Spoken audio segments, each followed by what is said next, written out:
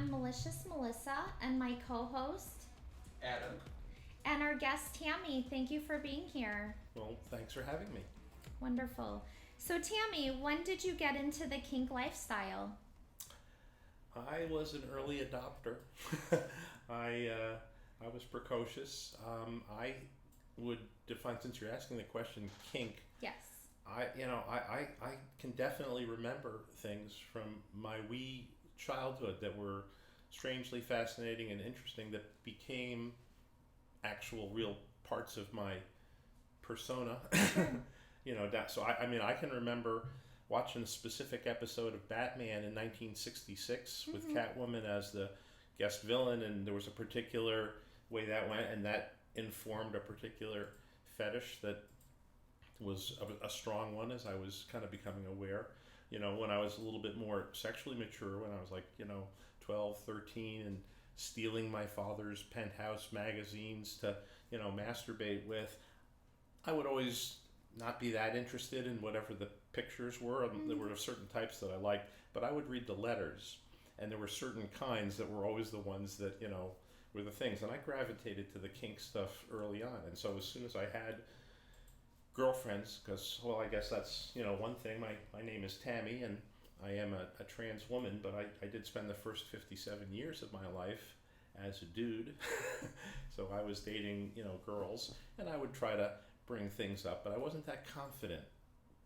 And, if I got the least bit of pushback, if I sort of made a suggestion of something kinky, and if she was like, oh, that's weird, I'd be like, oh yeah, I was just kidding, I wasn't really, serious. And so it led me to develop a bit of a double life in the early part of my life, in the teen years, certainly, and even sadly into my 20s. My first marriage was not, well, my wife did not accept my kinks that well. So How old were you when you got married? I was 24. Okay. So, I waited till I had all the answers of life. Didn't, my folks got married when they were younger than that. So Sure. I thought I was going to wait and figure it out. But I got married to a strong feminist, which was the sort of a, strong woman was always the sort of, woman that I gravitated to. But as it turned out, I got married to the non-sex positive feminist when we were actually married, and I started trying to bring up different kind of kink things. She thought that they were a little too objectifying for women. She was not really the right partner for me, ultimately. And in fact, we, as I mentioned, there's, I actually saw 43 years ago, in 1976, I saw a dominatrix in New York City. That was your first one? My first interaction. It was, yeah. I was hungry to do things. I wasn't interested in just fantasizing. Sure. I wanted to check it out. And she wondered what I was doing there. I found her from an ad on the back of the Village Voice. I was in visiting, my parents were divorced, so my dad was in Manhattan, and we were on Long Island, and I'd be in the city on the weekends, and I got into all kind of things in my late teen and early 20 years. So I don't know, I'm digressing quite a bit. You're asking about how I got started, and I guess I should probably, I've given you a little bit of a start there. I could go on, but. Well, yeah, you said when you were a child. So what was the kinky thing with the Batman stuff? Or? Oh my gosh, it's so. There's this specific episode. It has to do with fingernails, and it was and being scratched a little bit. There was an episode where Catwoman had developed some arch villainous potion, and she got one of her hench kitties to have some long claw, and Robin was making a speech to the high school, and she seduces Robin and turns him from a good guy into a bad boy. Okay. And for a long time, I never saw that episode in the repeats, and I thought, did I imagine it? And then it took a long time for the Batman arc of things to all be put out on DVD, but somebody in Canada bootlegged it 15 years earlier. I paid a lot of money. When it had originally aired? When, you're right, he had taped them all off of Nick at Night and got all the episodes. And the reason that the episode that I was so fascinated by wasn't shown often was because Leslie Gore was the guest villainess or guest person there, and she sang a song. Her agent probably negotiated That, hey, if you're going to have her on this episode, she's got to sing her song. Of course. And because of that, every time they play that episode, they have to pay more money in royalties. The royalties, so they that just makes tend to sense. play all the other episodes. I see. Okay. When I bought the whole series, then you got the episode. I saw it, and it was just as I had remembered from when I was young. And it it was always about a little spider and fly and being lured into, a woman using my fetishes against me to get me immobilized, and she would be very nice and sweet while in the seductive mode. Okay. And then once I was properly secured, it was all bets were. That was the most fascinating and powerful thing for me. And I always loved to be instructed not to come. She would be So it was the tease, the denial, or the tease, denial, and all kinds of more heavy duty things, as I got into all kinds of stuff as my life went on. But that was always a real powerful image from early on. And then it was like once she had me secured, it was like it's like no more Mr. Nice Guy. But she would tell me exactly what was going to happen, and I was helpless to avoid it. So those were some of the kind of things that I was thinking about as I was a kid who hadn't even had sex yet. Oh, you were a virgin. Okay, so that was in I didn't lose my virginity till I was 19 years old, the sophomore in college. Wow. Okay. I mean, I did sexual things with girls. Yeah. I mean, we did things with each other, and then But the kink started even before the sex started. Yeah, I didn't have a first experience with a guy till I was very late in my college years. I was like a senior or junior or something like that. But all the early experimentation was pretty straightforward, and if I was, I was trying to fit into a role both as a man and as somebody who's normal, and I didn't feel like I was either, and so it made for some challenges. But you felt that early on, like non-binary or gender I was fluid? fascinated by it. I mean, I could tell you stuff. Everybody knows where they were when Kennedy was shot. I'm old. I was 3. My brother had just been born, and my grandmother was in. And when Kennedy was shot, my mother was nursing my brother, and I was nursing my teddy bear. I remember trying on some of my mom's stuff when I was young. I experimented, with things. But I pushed it aside. I remember reading the book Myra Breckenridge, where I would know of different other transgender people. It was a very interesting topic to me. But I also had all the other messages that were coming at me from society about to be a boy, to be a man. Not just to be a boy, to be the the firstborn son in my family with all the expectations that were there. I felt like there were things that I needed to do that stuff was not right. That makes sense. So. Okay, so what do you think drew you to kink? Why were you drawn to it? I think Do you that think it was most that people. cartoon? I think there's a little, when you say is it nature or nurture. I think Yeah. it's a little bit of both. Both. Okay. And I think a lot of people have a capacity within them, and I think there are some natural things. I don't know. This is one thing that's really fascinating, and I'm not mentioning any details of my life because I don't want to reveal things too personal to people in the world, but I discovered after he passed away that my father cross-dressed. Oh, wow. So, I mean, he died at age 65 in early 2002, and my brother and I were cleaning out his bedroom. Oh, and you found clothes. And I found some pics, some Polaroids that he Oh, took of of like him. of Oh, those wow. down there, and he had some like journal-y type things that Nice. were written about his whole history Sure. of things. It was so there was some stuff that we didn't tell the rest of the family about. Of We just course. what good would it have done? But it obviously But it was a secret that he had kept. it was a secret that he had kept, and secrets suck, I think, I mean, I feel like I grew up very repressed. I didn't feel like I was able to be whatever it was that I was. There are some people with their trans experience where that's the powerful thing and what they feel, and I just always did feel very different in many ways. Okay. I don't know if that answers your question. It does, definitely. So what types of roles do you play, and which are your favorite? Well, my beginning in the world of kink was always more from a submissive perspective. I think when you're asking me about roles, you're kind of That's talking about exactly dom sub. what Yeah. The So DS. it was always from an initial perspective from that direction. I wasn't interested in that just from what was naturally bubbling up in my brain. Mm-hmm. But as you go through life, and I was dating girls, and they wanted me to do things to them. Mm-hmm. They might want me to spank them Mm-hmm. or tie them up. And I had some girlfriends that were rather extreme with that. I had a girlfriend that wanted me to abduct her, and tie her up, and keep her captive for 24 hours, all tied up, and feed her, and whatever. I mean, some extreme thing. Guess what? I found out that I really liked some of this kind of stuff. Mm-hmm. I'm a little sadistic, as it turns out. Okay. I like to control things a little bit. I'm a little OCD, so I mean, I found that there's all kinds of roles that I enjoy. Mm-hmm. I suspect that there's a few that I don't, but whenever you're doing this, and one of the things that I think is really interesting about this whole topic, I mean, sure, there's plenty of people that are just solo, and there's nothing wrong with that if that's their life, but Mm-hmm. for me, it's about other people and my interactions with them. And so, yeah, there's things I like, but I'm always interested in finding out what that other person is, and if it's something that dovetails, that we both, or I'm not opposed to, I'll give it a try and see.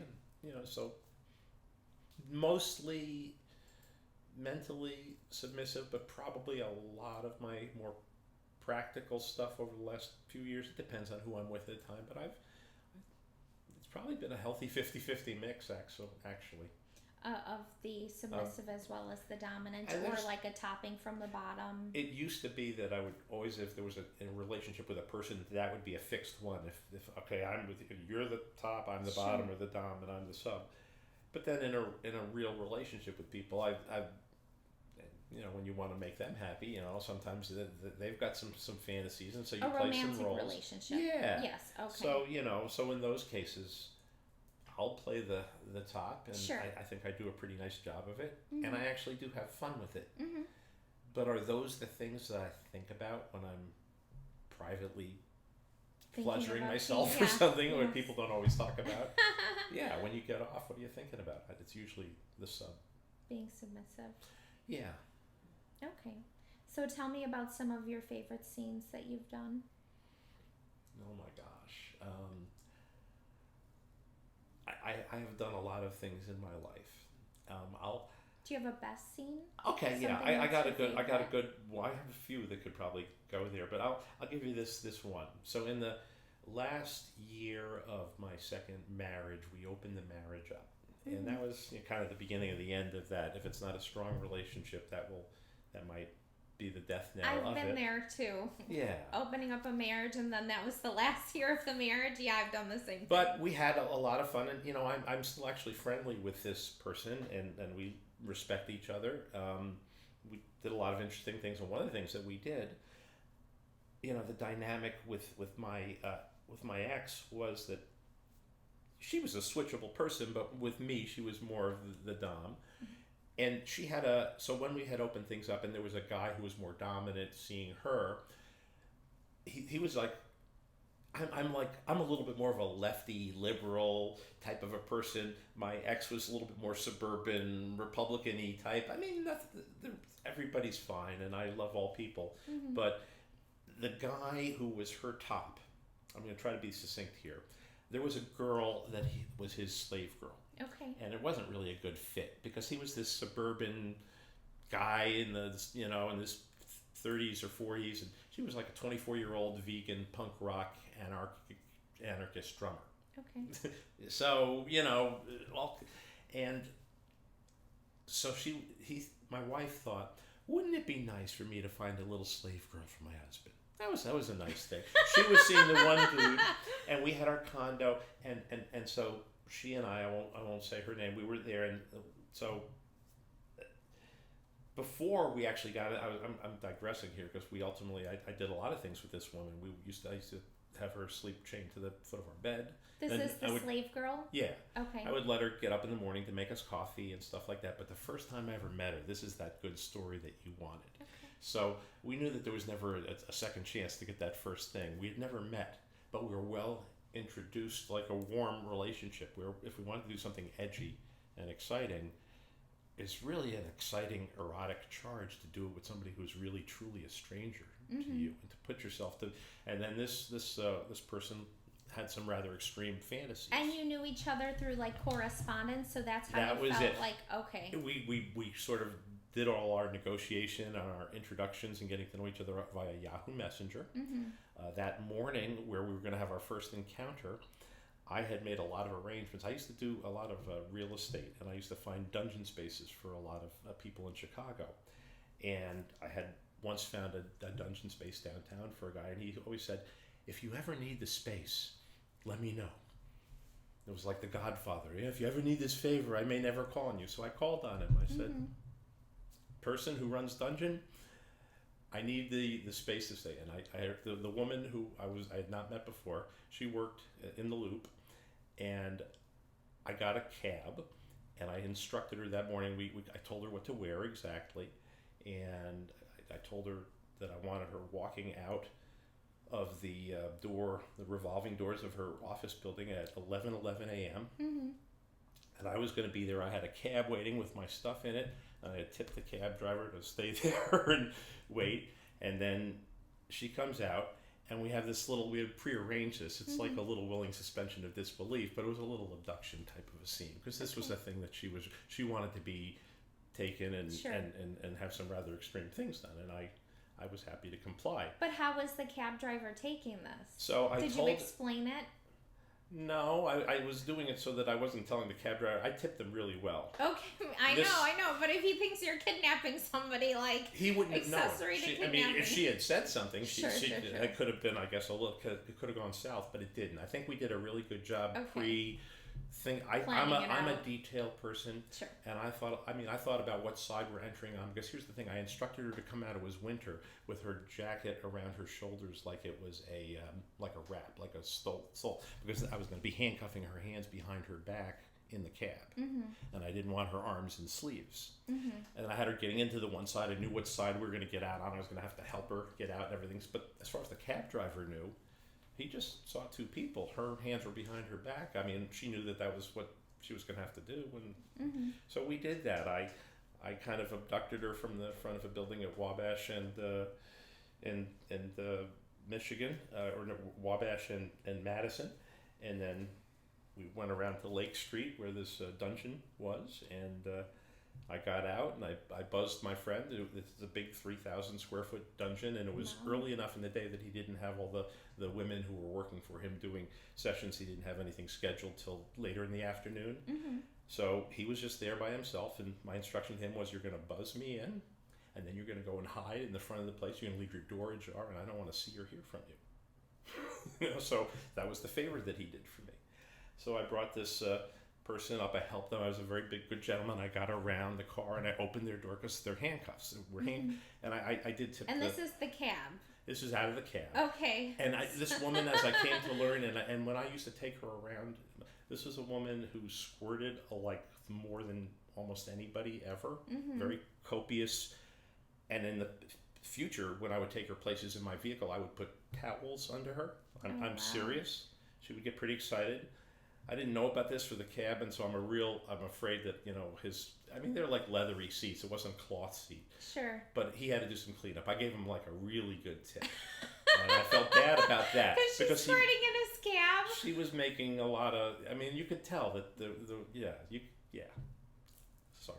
Sorry, I That's apologize. awesome. I really, this Mr. Cab Driver, if this has traumatized you, I do apologize. It was I not think this is consensual probably on the your best part. story of his life, and he gets to tell this Well, story. So. The cab driver just dropped us off, and then I went around because I'm a gentleman, and I helped her out.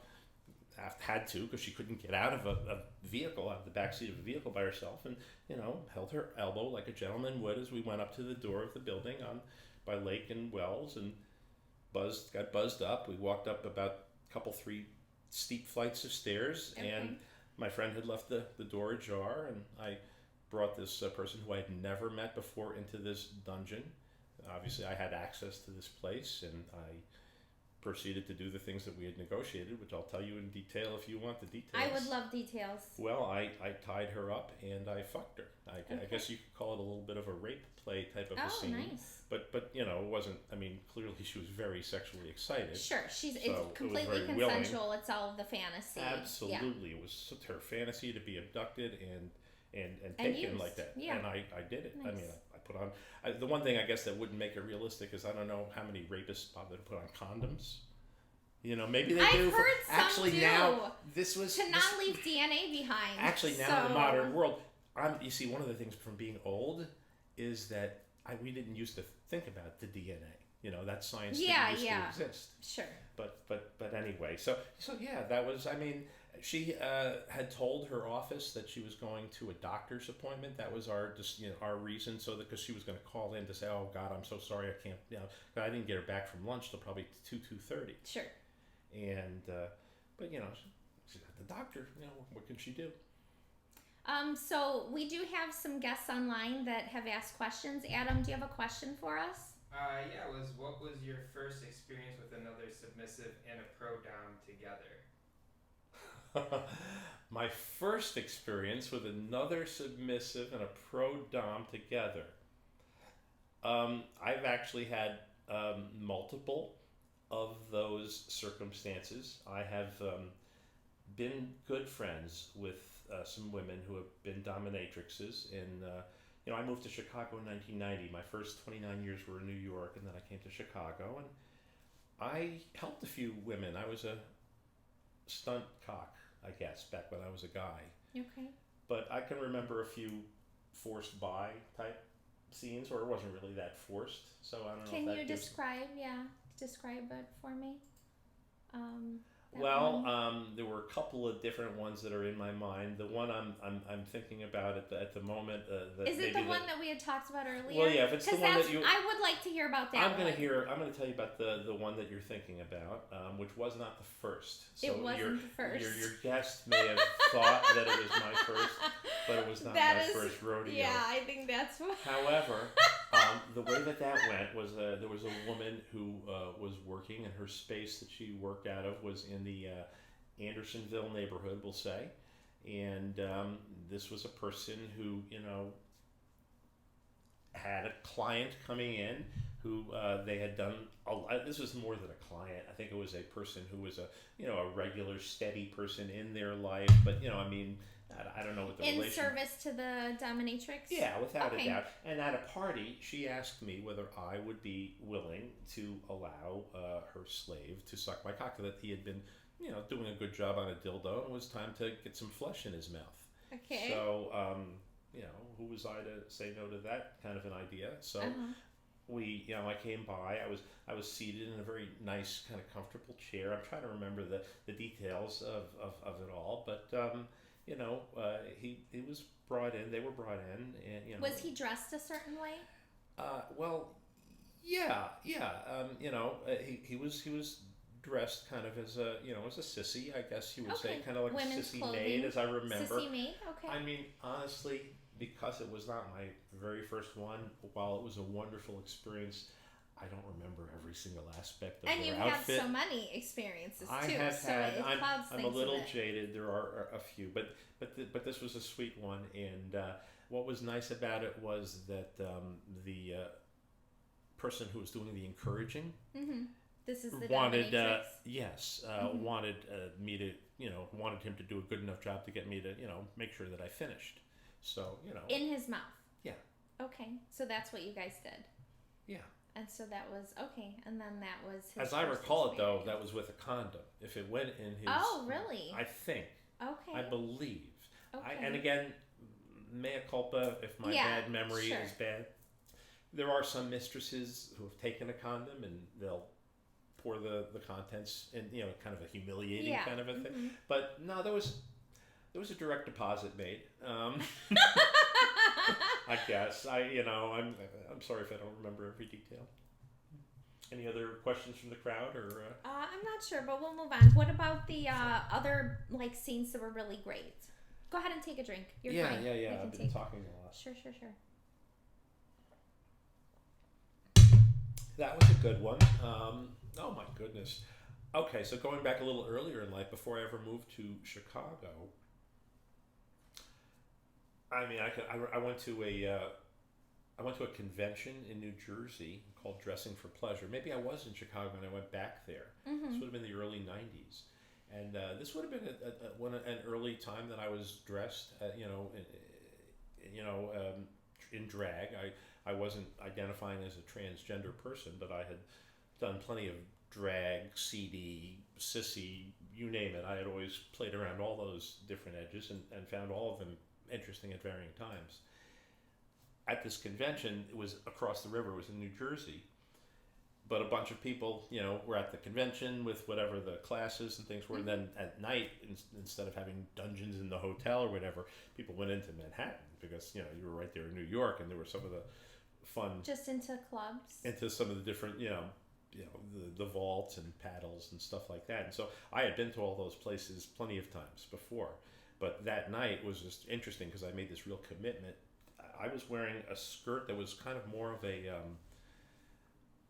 what do they call those things with chaps? It was like it's an assless kind of a thing, a backless kind of a thing. Yeah. But it was like I wore something like I was like completely exposed. I had on these 6-inch heels. Outdoors? Yeah. I mean, I had a coat around it. Oh yeah. Okay. So like the public is not seeing this. No, but I mean, I was not. I mean, it was a very risky thing, and I didn't have a lot of. I mean, I had my footwear, the whole thing for the evening. I made a commitment to being out for the night. I mean, I don't know, when you say what are the memorable things, I could rattle off things from the 80s, different experimental things. I remember one time in Europe, I had made contact with a dominatrix who was in. I can say these names because these were people who were well-known people. Actually, she was in DDI, the Domination Directory International. Those old magazines from the 80s and the 90s, maybe they may have even still had them. But Mistress Dom Unique, she was from like London. Okay. But I had been on the continent, and she and I made our plans to. I mean, long distance calls cost a lot of money to organize all this stuff back then. But I met her in Amsterdam, and I boarded a train in Paris, where I left the tour that I was with to go off on my own time, where I went off to meet her in Amsterdam.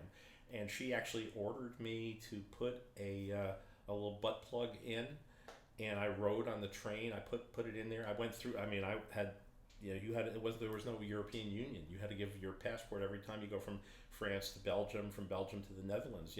I had a butt plug in me as I'm giving my passport to the passport control Very people. aware that you're filled. Well, it wasn't a big one. I fulfilled. It was the spirit of the law, not the letter. I had plenty of bigger things in there, but she wanted me to ride with one, so I was being a practical person. Sure. And then I met her, and we did some pretty wild things in Amsterdam. And there was a person who we met who later became a lot more famous, a guy named Steve English, who started a rubber clothing company called Damask, which, if people are into rubber and latex fetish wear, Damask. Out of what country?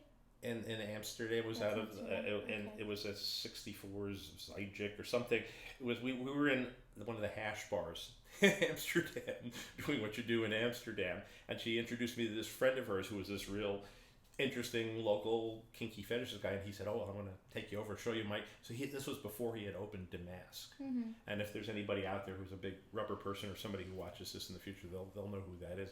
Steve English gave me a little tour of his shop before he opened it up to the public, after we met at a hash bar, introduced by some other dominator, and we did a lot of other kink things. But those were, I mean, we did some things that lasted a day or two. Those I guess have been some of the more extreme things. I had a situation in California in the 80s when I was separated from my first wife. That I And you're in your 20s at this point? I was about 25, 26, something like this. And we had been married for about a year. We were having trouble, and we got separated. And I actually took off in my car from upstate New York all the way to Southern California to go stay with a friend and figure things out, and tried out to be on some game show. I was just closing a business. I used to be in the solar energy business, and I was closing an office because the government tax credits had ended in the Reagan days, and I wasn't sure where I was going in my life. I had my little car was packed full of stuff, and I went out to Southern California. And while I was out there, I got into a little bit of trouble, also in terms of exploring kink and fetish and everything. So while I was up in LA trying out to be on the different game shows, I would also see what was going on in the kink community. And I met a dominatrix, and she took a liking to me. She was a little older than me. She was in her late 30s, and she asked me if I wanted to be her houseboy. I was sleeping on the couch down in San Diego, and that, so that sounds good. So I, told my friends, all right, see you later. A live-in. I became 24/7. After meeting her, it was a big spur of the moment thing, and we went rather extreme, rather quickly into a live-in 24/7, where she actually chained me up at night. Wow. So I had to make sure I had to go to the bathroom if I was going to go to the bathroom, or else, she'd be sunning herself out at the pool, this blonde hair. I would be squeezing lemons in her hair for the lemon juice to help her with her and doing the whatever cleaning or whatever. Domestic service. She was in her late 30s, and she worked at one of the Lady Laura's Dominion or something, one of the bigger dominatrix establishments in LA. But then, as it turned out, she also had, I guess, kind of more of a sugar daddy type of a husband, who was about 70 and up in Big Sur. So a little further north along the coast in California toward San Francisco. And she decided that so after a few days, I was with her for maybe 4 or 5 days in LA. And then she decided that we were going to drive up there. And so we drove up there in my car. And my sleeping quarters were tied up in a gazebo outdoors at night. And I was out there thinking to myself, what the fuck are you doing? what have you done? Are you insane? What is going on here? But exciting. It was very exciting. I definitely have life? not. I have lived a life that I haven't. It's not boring. No. That's for sure. No. So I said to myself, I had a little bit of a panic attack. I woke up. I wasn't really securely tied out there. I'm just sad to say I left in the middle of the night, which stranded her up in Big Sur. I'm sure she had figured out how to get back. I had the key to her house down in LA where my stuff was, and I went there and I got my stuff and I left my key and I left a little note saying, I'm sorry, I just couldn't do this. Yeah, it was too much. And and then I called my ex from the road. I had acquired a whole bunch of stuff in California, from heels and different kind of kink things, implements, BDSM toys, dildo, you name it. Clothes. I remember one time I was like, I got my stuff, and I'm in some little motel in the desert in California, and I threw everything away in a garbage can, and I called my ex-wife to go back to a vanilla life. Well, I called to go back to her. But why did you throw your stuff away? Because I was ashamed. To give it up? Yeah. I was ashamed. Okay. I wasn't honest with her. I did not tell her the truth. Okay. We went to This therapy. was the I did not secret tell the life. therapist the truth. Okay. I did not tell the therapist and my wife that I was a live-in sex slave for the last week. I was out of touch with her. I was out there for maybe 3-4 weeks, and but even though we were apart, we were still a little bit in touch. But then when I was the live-in slave, I was completely off the grid. And so I think she was a little worried. And then I surfaced and I started driving back. And when I drove out to leave her, I made it from, I laid up one night in Cleveland, and then I made it from Cleveland to Rolla, Missouri, from Rolla, Missouri to Tucumcari, New Mexico, and then into Phoenix, and then on into California. It was very quick. I drove a lot. It was exciting. I was excited to do something different. I was obviously leaving something that wasn't great. When I was heading back, I made it from the motel where I threw everything out to Vegas. Not very long. Stayed in Motel 6 in Vegas. Then I made it to southern Utah. Then I made it to Salt Lake City area where I stayed with some old college friend who was in the Air Force. Then I made it to Casper, Wyoming. It was taking me forever. She To flew. get home. She flew to Denver. I drove down from Casper, Wyoming to Denver, and then we drove back together to upstate New York. And that's where your marriage was in Yeah, upstate yeah. New We were York. in Okay. Ithaca, New York. So you were and all the way across the country doing was- all this Yeah, BDSM yeah. stuff. So, Okay. you know, I was back there, and we, gave it 3 more years of, of trying. But I mean, like I said, I think there's some. If I could do things over again, the moral of the story is to be honest and not to have shame about who you are. Mm-hmm. I think that's but I had those things, and all I can say is we've moved forward. Mm-hmm. So I don't know, I'm digressing all over the place. Yeah, here. I'm curious though where that went. So you gave up all your stuff. Then did you end up doing it secretly while you were married? Did you go right back into it? I got a job, and I worked for a company for about 5 years. It was the company that wound up transferring me to Chicago eventually. But I was very successful in a consultative sales type of a situation. I would have Washington D.C. as my sales territory, and so I would go down there. My brother was going to college in the area, so I had some some knowledge of the area and contact in the area, and I think occasionally I saw some dominatrixes. So that would certainly be not Yes. being honest with Sure. your wife. Although in my mind, I think because I didn't have sex with these women, I was not technically cheating, but yeah. who am I kidding? Obviously, in hindsight, It's still secrets. absolutely. Yeah. Mm-hmm. And it was through there, and one of the women who I saw professionally, we kind of were friendly, and she said, "Oh, you should go check out this group. They meet. There was a group that was meeting every Tuesday." Mm-hmm. So when I would go to DC on on business trips, I would be 1 week a month, from Sunday through Friday. When I would be in town, I would usually work my business appointments out, so I would be in DC and not Baltimore or whatever on the night where this group was having things. And I met people, and for the first time in my life, this was a real.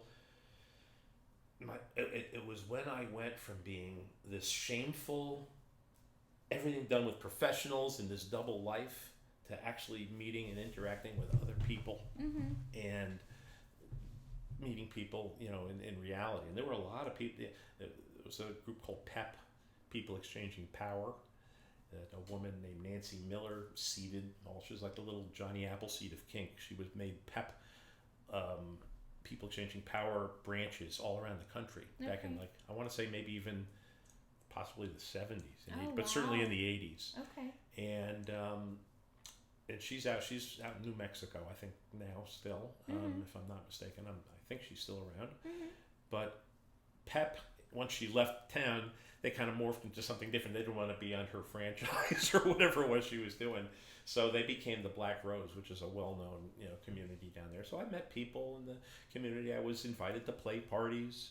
I met people in a community, but so that's how things were going when I was trying to. The marriage didn't last. We were together Sure. for 4 years, and Mhm. ultimately we both moved on. Okay. And I was a lot more honest in my future. I'm married 3 times at this. So that was that the second wife? Or That was the first wife. That was the first From wife. age 24 to 28 or so. Then when I Okay. was 29, we got divorced. I got a little apartment right in downtown Ithaca, actually very close by underneath where Carl Sagan, the famous astronomer, lived. Anyway, I digress. I'm working for this company, and they had an office in Chicago, and they said, "Hey, do you want to be transferred out to the Midwest? We'll give you a little promotion, a little raise, and we'll pay for your moving." I was freshly divorced, so I was like, "Yeah, all right, sure, let's go to a new big city." And Mm-hmm. so I came here in 1990. Okay. My second wife, I answered her reader ad in 1994 in the fall. Was Reader a vanilla thing, or was the that Chicago a kink Reader? thing? Oh, okay. It's still a weekly Yeah, thing. I Have you don't- heard of the Chicago Reader? I don't think so. Okay. I'm not Well, sure. in Chicago, it's a pretty well-known sort of alternative newspaper. Okay. And back in Is that the one where they have the ads? yeah. Okay, then I do know. Okay. And back in those days, the thing was thick. The paper was huge, and they had ads that were men seeking women, Okay. women seeking men seeking men, women seeking women, and none of the above. So in the none of the above section, the woman who became my second wife had placed an ad, which was really rare, demographically speaking. You didn't see an interesting, real, attractive woman placing an ad for guys. Usually, So what was her ad? I could tell you what it said. It said, sometimes dominant, sometimes submissive, always adventurous, single white female, 27.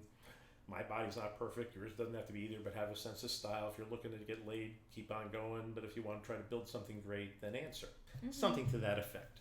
It was like somebody really looking to meet a partner who seemed like an interesting, articulate, cool human. She got a lot of responses to that. She told me after we, later on, that she used to listen with her friend, her coworker friend from work. They would have a glass of wine and listen to all the responses. There would be hundreds of people, and she ultimately, I was the 17th person, I think, that she went out and met from the reader, from the ad. But I think I was the last one. We wound up moving in together after a few months, and we ultimately got married. So we were together about 8 years, and our divorce has nothing to do with an open marriage, or well, that we got together and moved in within 6 months or so. But then we lived together for a good couple of years. Okay. I had made a little, me personally, after my first whole marriage situation, which you were asking me about, I had said to myself, you know what, I made a little promise to myself. I'm never going to get married again unless I really get to know somebody and I've lived with them for 365 days. I want to see how the person is, not just when it's the exciting time when you're seeing them in a long distance relationship for the weekend and you're fucking and breaking beds, but then when you're living together they don't really like sex, that kind of thing. So we had a long relationship. The marriage part of it, I don't know, was about 6 years of it or so. But it was kinky. Yes, it was kinky from the beginning, but we did open that marriage up in the end, and we had certainly some issues. That was that the one that you were speaking about? Yes. Okay. Yeah, that's like, I think that if you when you get into poly, I mean we both were kinky, but I think I was the one who pushed for the poly. Deeper. Had you done poly not before? The poly. No, I was not at all the person. You were not the poly. I would have been happy to have my wife so have you all were the fine lovers with... she wanted. I would have been happy to be a cuckold. Like a cuck, okay. Absolutely. Okay. I've always wanted my partner to be happy. And but I am not a jealous type of a person. Sexual partners. You didn't we experimented with chastity. We bought a few of the early plastic devices and things, and had some fun play with all that. But and I found out she was really sadistic. It was kind of cool. It was.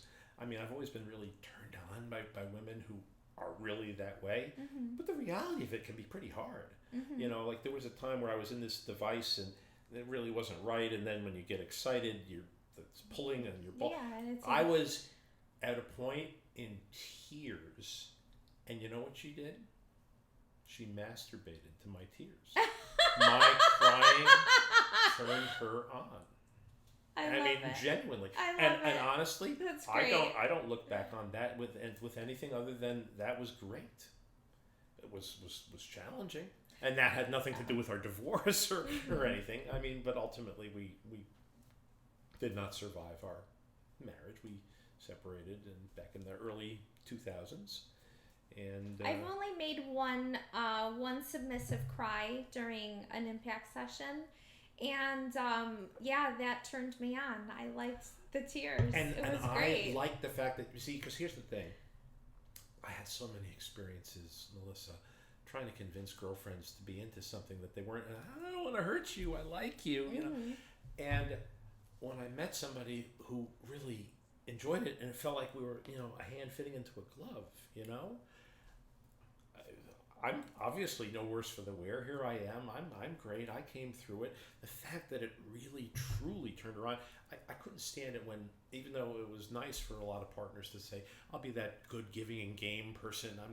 You want to try something, I'll try it. But they're not into it and they're half-hearted about it. I'd rather be with somebody who's doing what they want to do. I still enjoy that if they're just for the first time. Knowing that they really don't want to do something, but they're doing it for me, that's enough. Actually, And I won't ask again, but that first time, it feels good. It feels really good. and when you know, because I'm switchable, and one of the things I discovered that I'll like from a top, specifically from an impact play, specifically from that perspective, I like to instruct people to do things that are difficult, and then I like them to do it. Mm-hmm. I like it a lot, and to know that they're doing it to please me. Yes.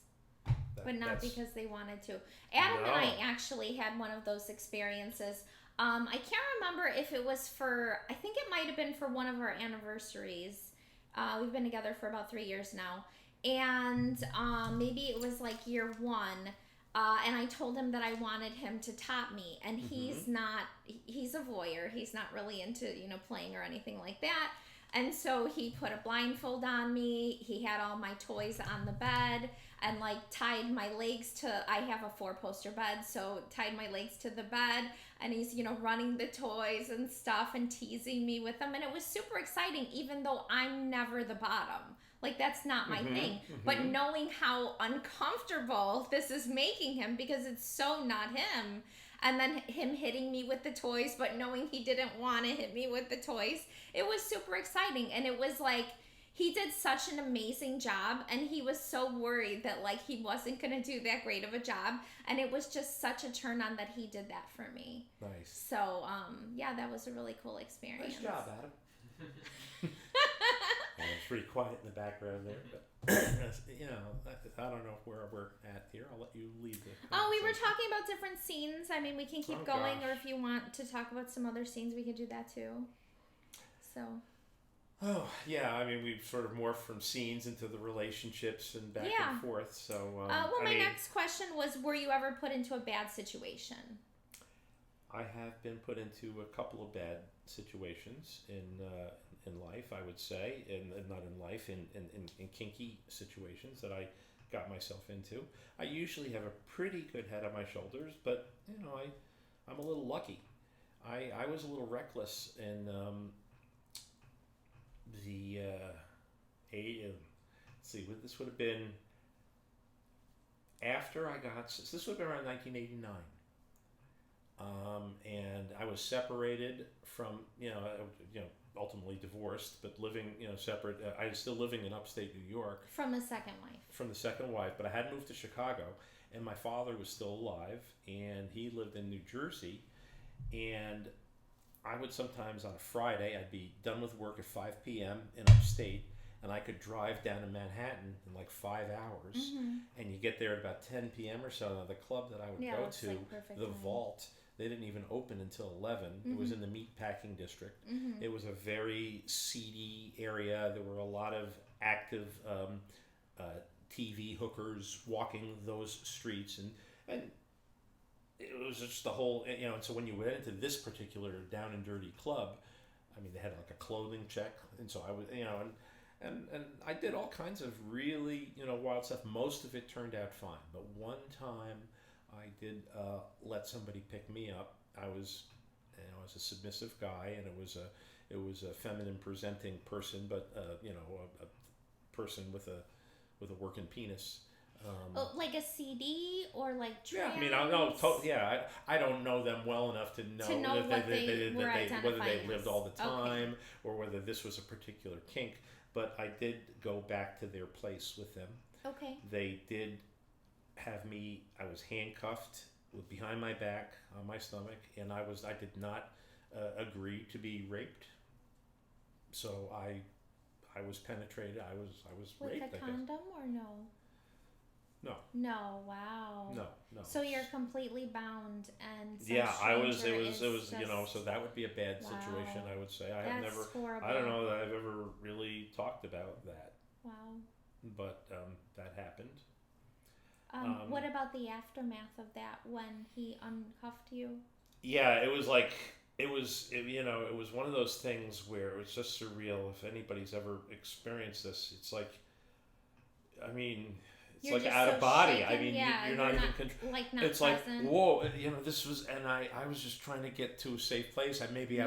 It's all a little bit of a blur, and I didn't, get any I never didn't get any sexually transmitted, infections or you anything ended up like getting that. tested, I was very sure. fortunate. I was fortunate as far as that's concerned because when I was in college in the late '70s and the early '80s, I was also terribly slutty. I mean, and then AIDS came out yeah, around but 85. it was like the virus was out, but nobody knew it. Oh, okay. So we were out there. It might have been 1980. Sure. 1981. With no condoms, I'll having go to sex. some club. I'll meet some person. I don't know their name. And like They'll male come and back female sex because you're this bi. was- Okay. Yeah, I had very few male experiences. Most of my experiences in my life have been with women.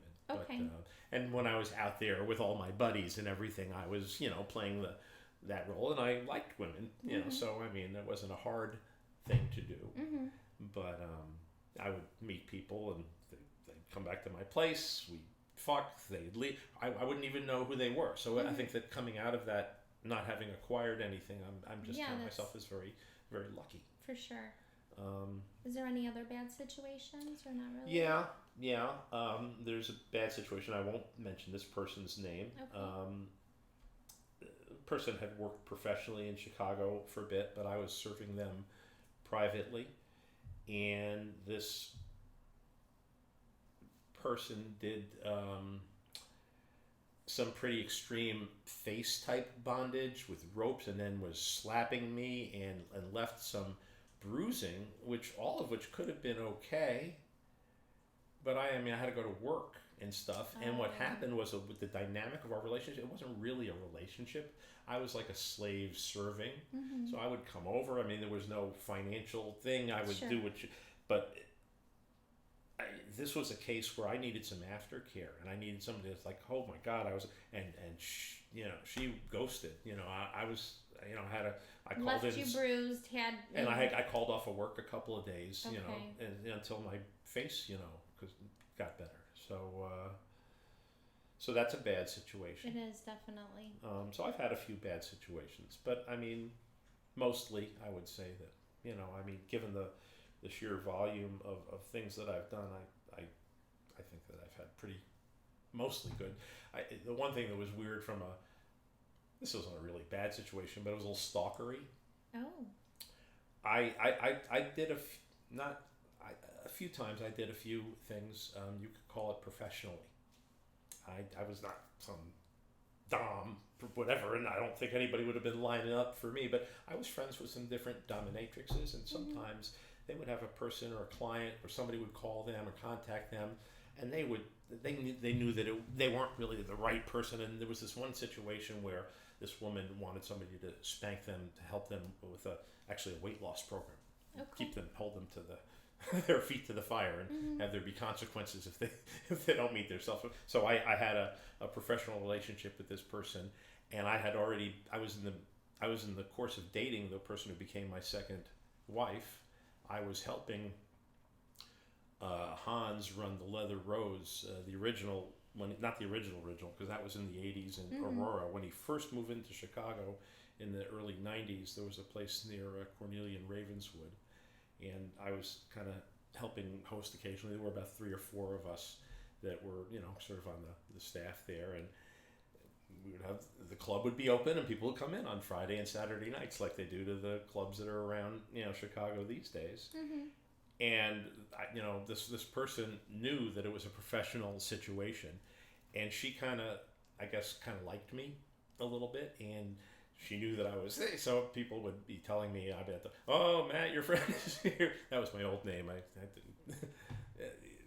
So, that was, it could have been weird and bad, but, it was fine because I always was honest with her,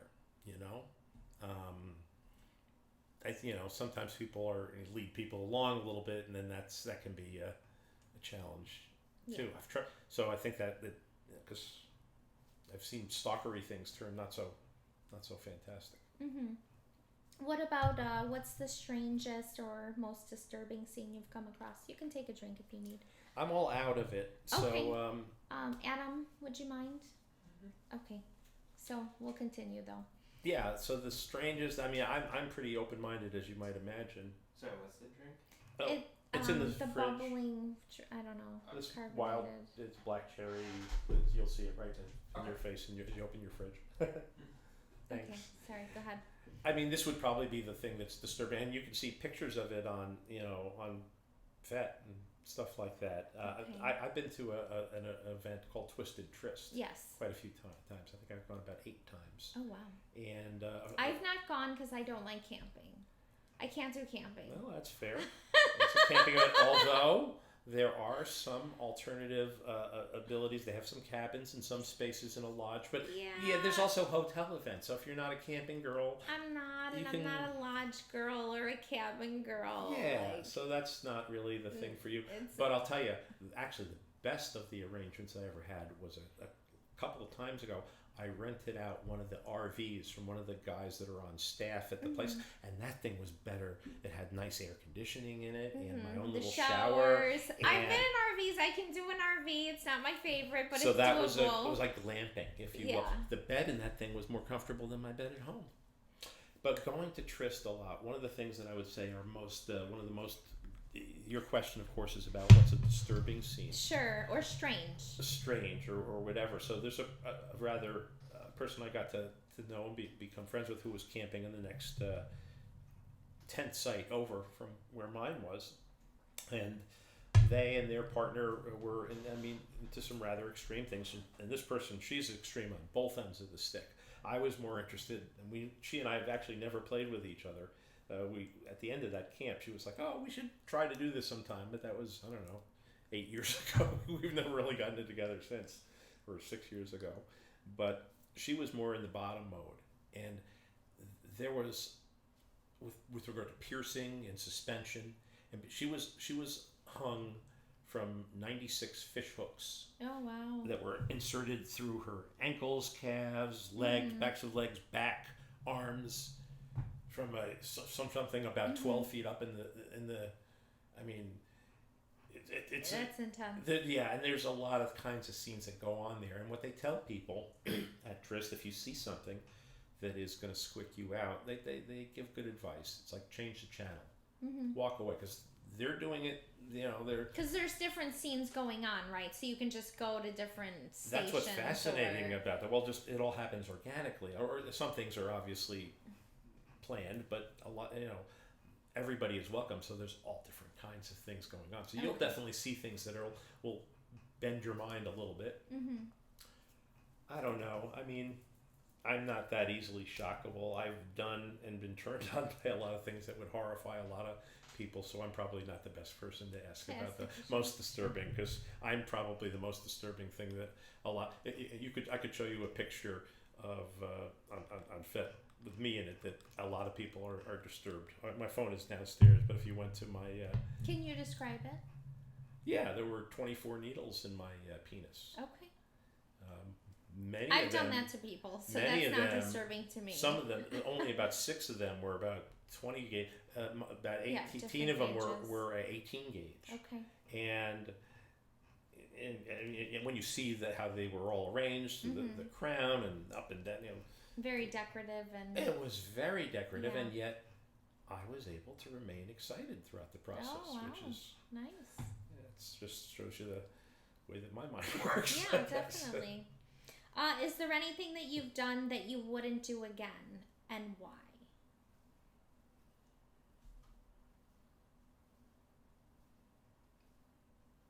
I mean, I guess all humans would try to just do their best, but I don't really think there's anything. Something that just completely turned you off, and you're just like, that is not for me. Something like that. No, I guess if it felt like something that I can't wrap my mind around, I'm probably not going to do it. It would probably be the sort of a you thing would just that would come have up like negotiating, in and I would the say, middle look, of the scene. Yeah, okay. I mean, with whoever it was I'm doing it with, I mean, if they want me to do something to them that was, I would know what I was going to do before I did it. And I mean, there have been times where I've been surprised, but nothing has been so terrible. I mean, I've even had one of the funniest things. If you look at one of my friends' videos on Fet, I'm not one of their contributors where I watch the videos, but it was a fun thing that was filmed in their basement where we carved out a pineapple, and then we covered it with a plastic bag, but we shoved the pineapple in my my butt, but the voiceover and what? it's actually hilarious. We sort of made it into you could use the hand, the stuff that is growing out the top of it as the handle, and then you carve. I mean, you obviously take away all the. You carve it into the shape of. So you make it whatever whatever size you want it to be. Right. And so the core of the pineapple. But the voiceover, we talked about it, being the gateway fruit, and there were some funny lines in there. It was all just very hilarious, and I don't know. Would that be this? There's a lot of things that are disturbing to a lot of people. But I'm a pretty easygoing person, and I feel like if we're not doing something against somebody's consent, against their will, if somebody doesn't have the ability to. There was a time after I was separated from my second wife.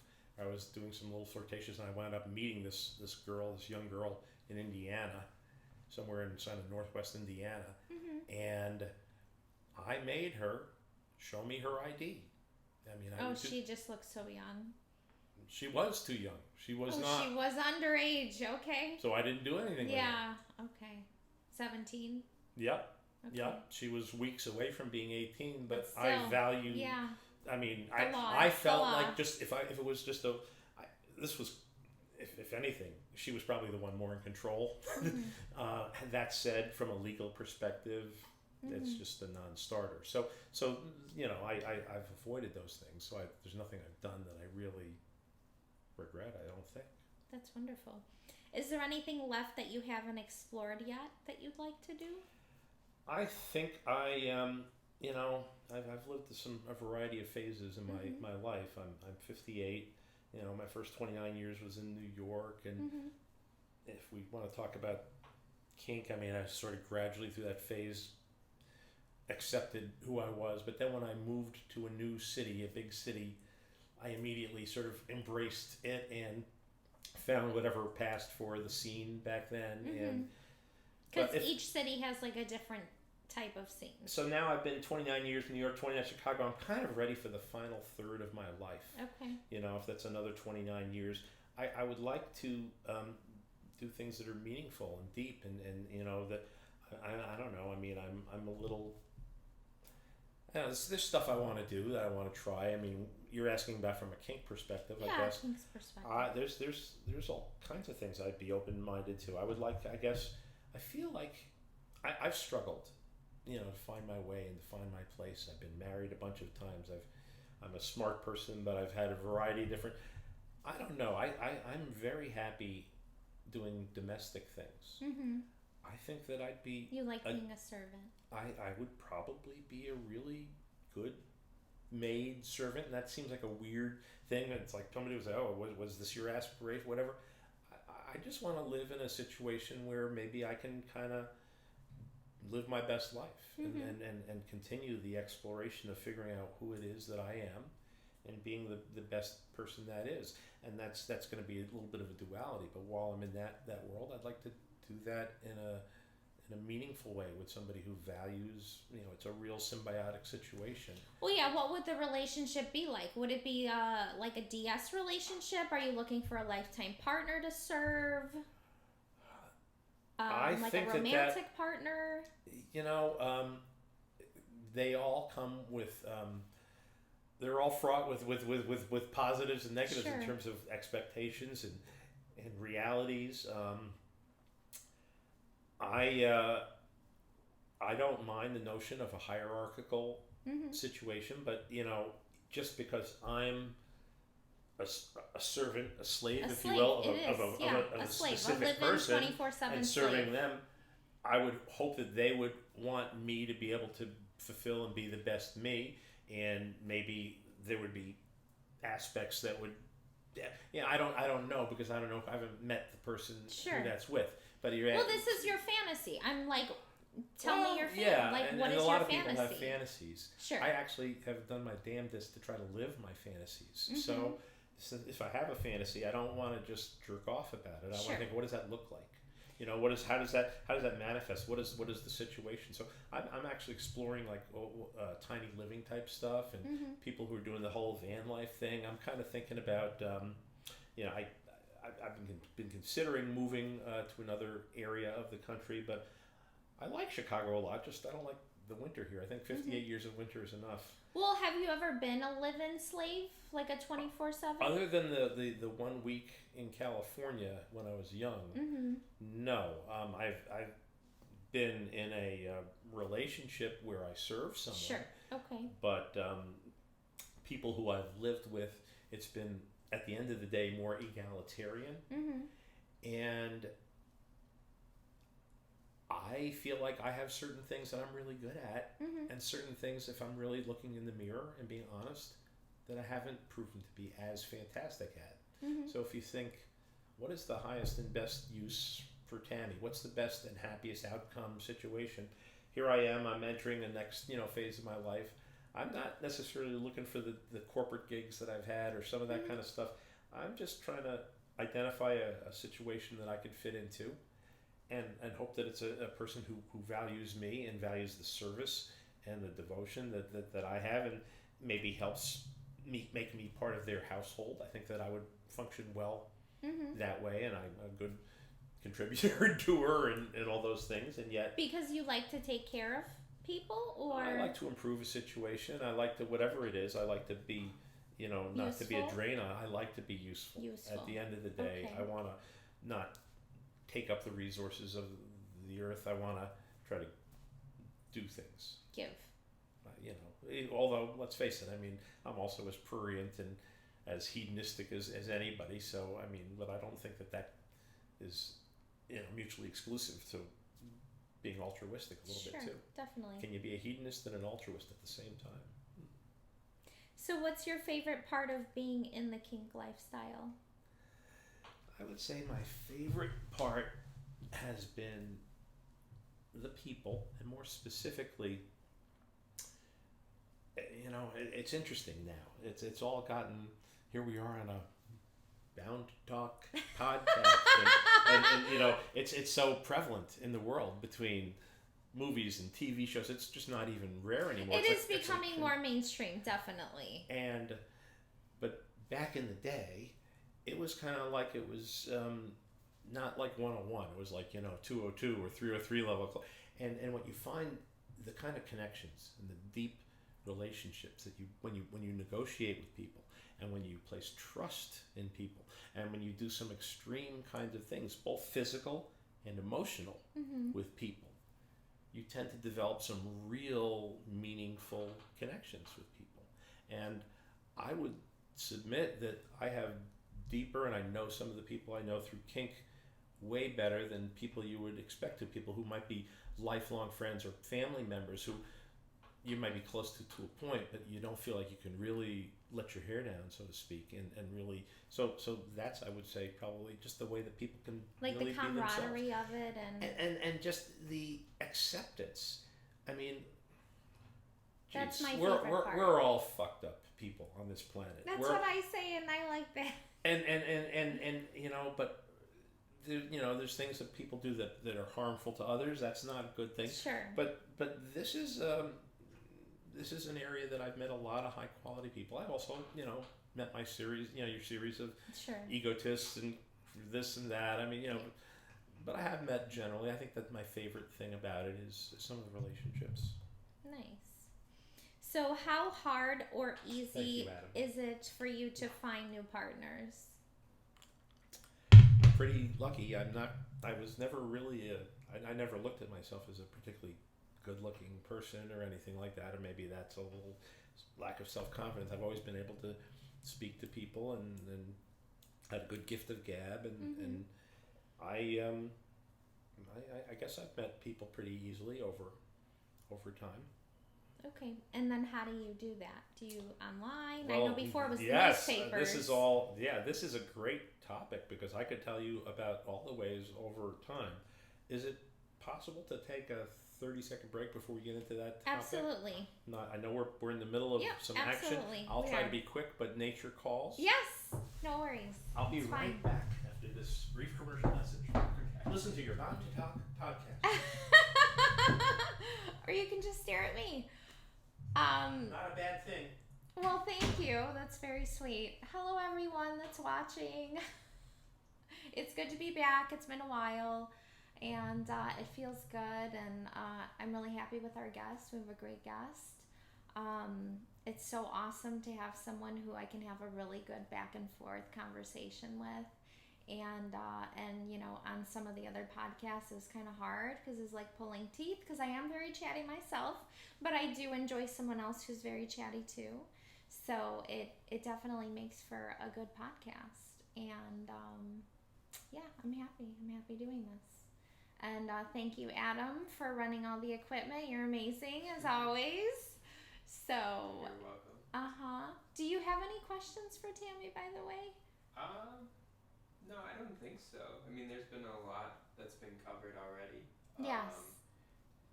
I mean, I'd just be curious, you know, it sounds like she's got a lot of interesting stories, so just if there's anything else that she hasn't discussed yet that she wants to share. Well, sure, because it sounds like, I mean, she's been in this since what, the 70s, 60s? What did she say? It's been a while, since before us. Around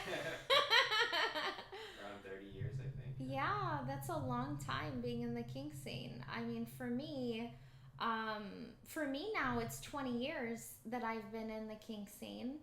And just in 20 years, like all the amazing experiences that I've had, and then like all the amazing people that I don't know, come across and got to know, and I've built some really awesome relationships, and there's been people who, you know, have come into your life and you feel like they've come in at a perfect time, and then they leave, and that's fine, and then you meet other people, and it always just kind of works out in this lifestyle. So been very, very pleased with my 20 years in this lifestyle. All right, thanks for coming back. I didn't run away. No. So we were talking about finding partners and how you went about that over the years. Well, in the early days, I guess I may have alluded earlier to, I'm not sure if I told this story or was when we were talking before. I saw a dominatrix in New York City when I was 16 years old. Mm-hmm. I found her. She had an ad on the back page of the Village Voice. There were other people who they would advertise that they would do psychodramas. That was the word that they would use. Psychodramas. And then there was also a local group which still exists today in New York City, TES, T-E-S, the Eulenspiegel Society, and I attended some of their meetings. But, you know, the people would buy magazines in dirty bookstores, and there would be contacts, and people would get P.O. boxes. What years is this? 70s, This 80s. is 70s, okay. Late 70s or early 80s, mid 80s. But I mean, I was, yeah, I mean, the 70s into the 80s is what I'm really thinking about with the P.O. boxes and all that.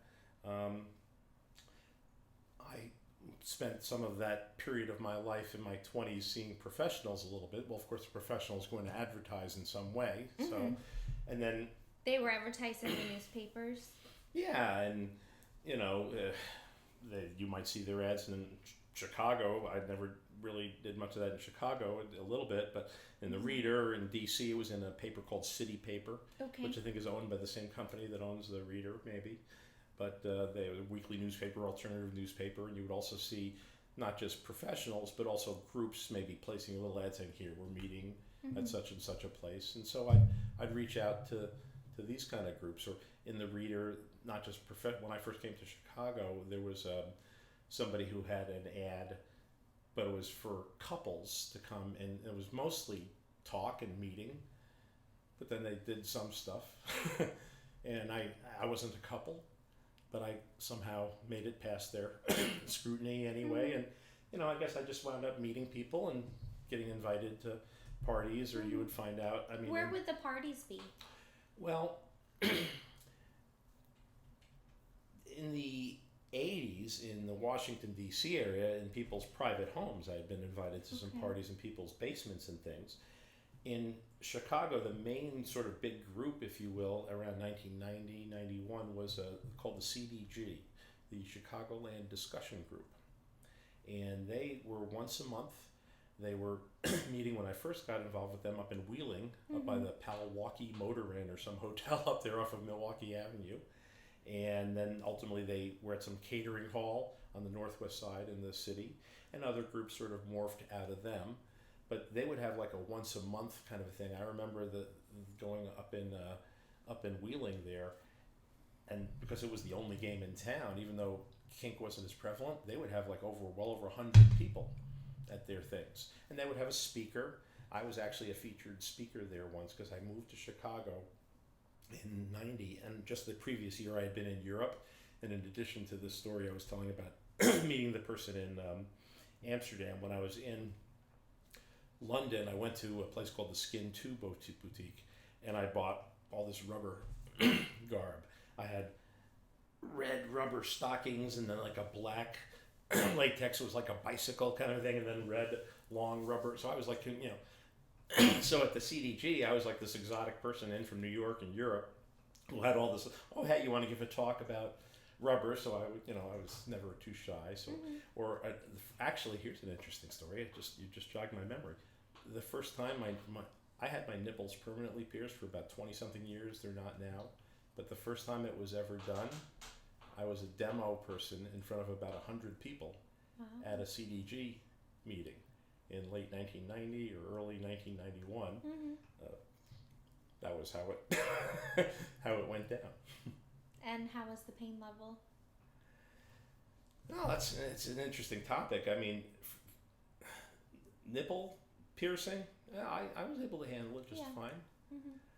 I some things I have a remarkably high tolerance, and in some areas not so much, and a lot of it has to do with my mindset. Oh, your mindset. Okay. And we've digressed from the how do people find each other, because then that's okay. We can get back. Yeah, but the pain thing. I mean, when I had my nipples done, the person who I did them also was the person who did all my tattoo work. They were actually a well-known artist. Before they went into tattooing, they were a sculptor of some renown. They had their work had been featured in Chicago Magazine and stuff, and then they apprenticed and learned tattooing. And anyway, I told them that when I wanted my nipples pierced, they pierced mine further back than like a lot of people are closer out to the tip, because I was anticipating them being used, and I didn't want them to be ripped out of your body. And I ultimately, like, they were originally pierced with 14 gauge, and then I stretched it to 12 and then to 10.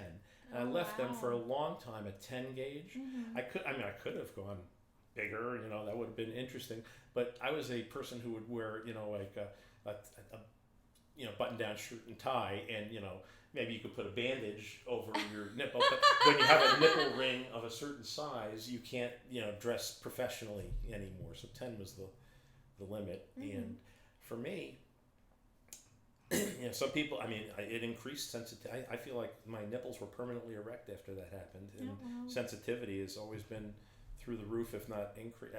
Some people, maybe it was because he went further back and it pushed. Who knows what it was? But now I haven't had them in for, I don't know, 5-6 years. Why did you take them out? I back before I was fully, I'm not. I really would say that I've only fully been out about a lot of things in the last year and a half or so since I've become out as a transgender person. But still, if I'm visiting my folks, my mom, whatever, she doesn't want to know about my kink. Will squick her out. So I would typically, take them out, put them in, take them out. There was one time where I had those 10 gauge ones in for a long time. They used to be held together by like with a captive bead. And I think my wife was smacking me with a crop on them, and she broke the bead. Which wife? The second one. 2. Okay. I missed that. Okay. And we haven't really talked at all about the third one. We haven't yet. Yeah. Well, so they were sort of like, they were just in there. They were kind of like curved, and they would be open. So I could like just sort of put them in, put them out, just the same way you take an earring. And, I could just kind of lift it in, lift it out. And there would be times where I think I lost one. I had to replace them.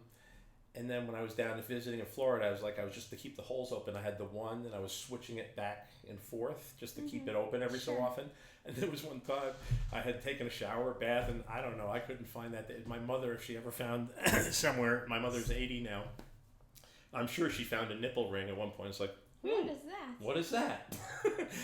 And I just didn't, I don't know. I got a lot of joy out of it. I do it again, I suppose. But I but did yeah, allow you them just to. didn't seek out new. I never new pierced my rings. ears until last year. That's the only. Now I've had plenty of temporary piercings, but in terms of permanent piercings, I had the nipples for a long time, and then just now the ears. In terms of play piercing, I don't know, a number of different areas.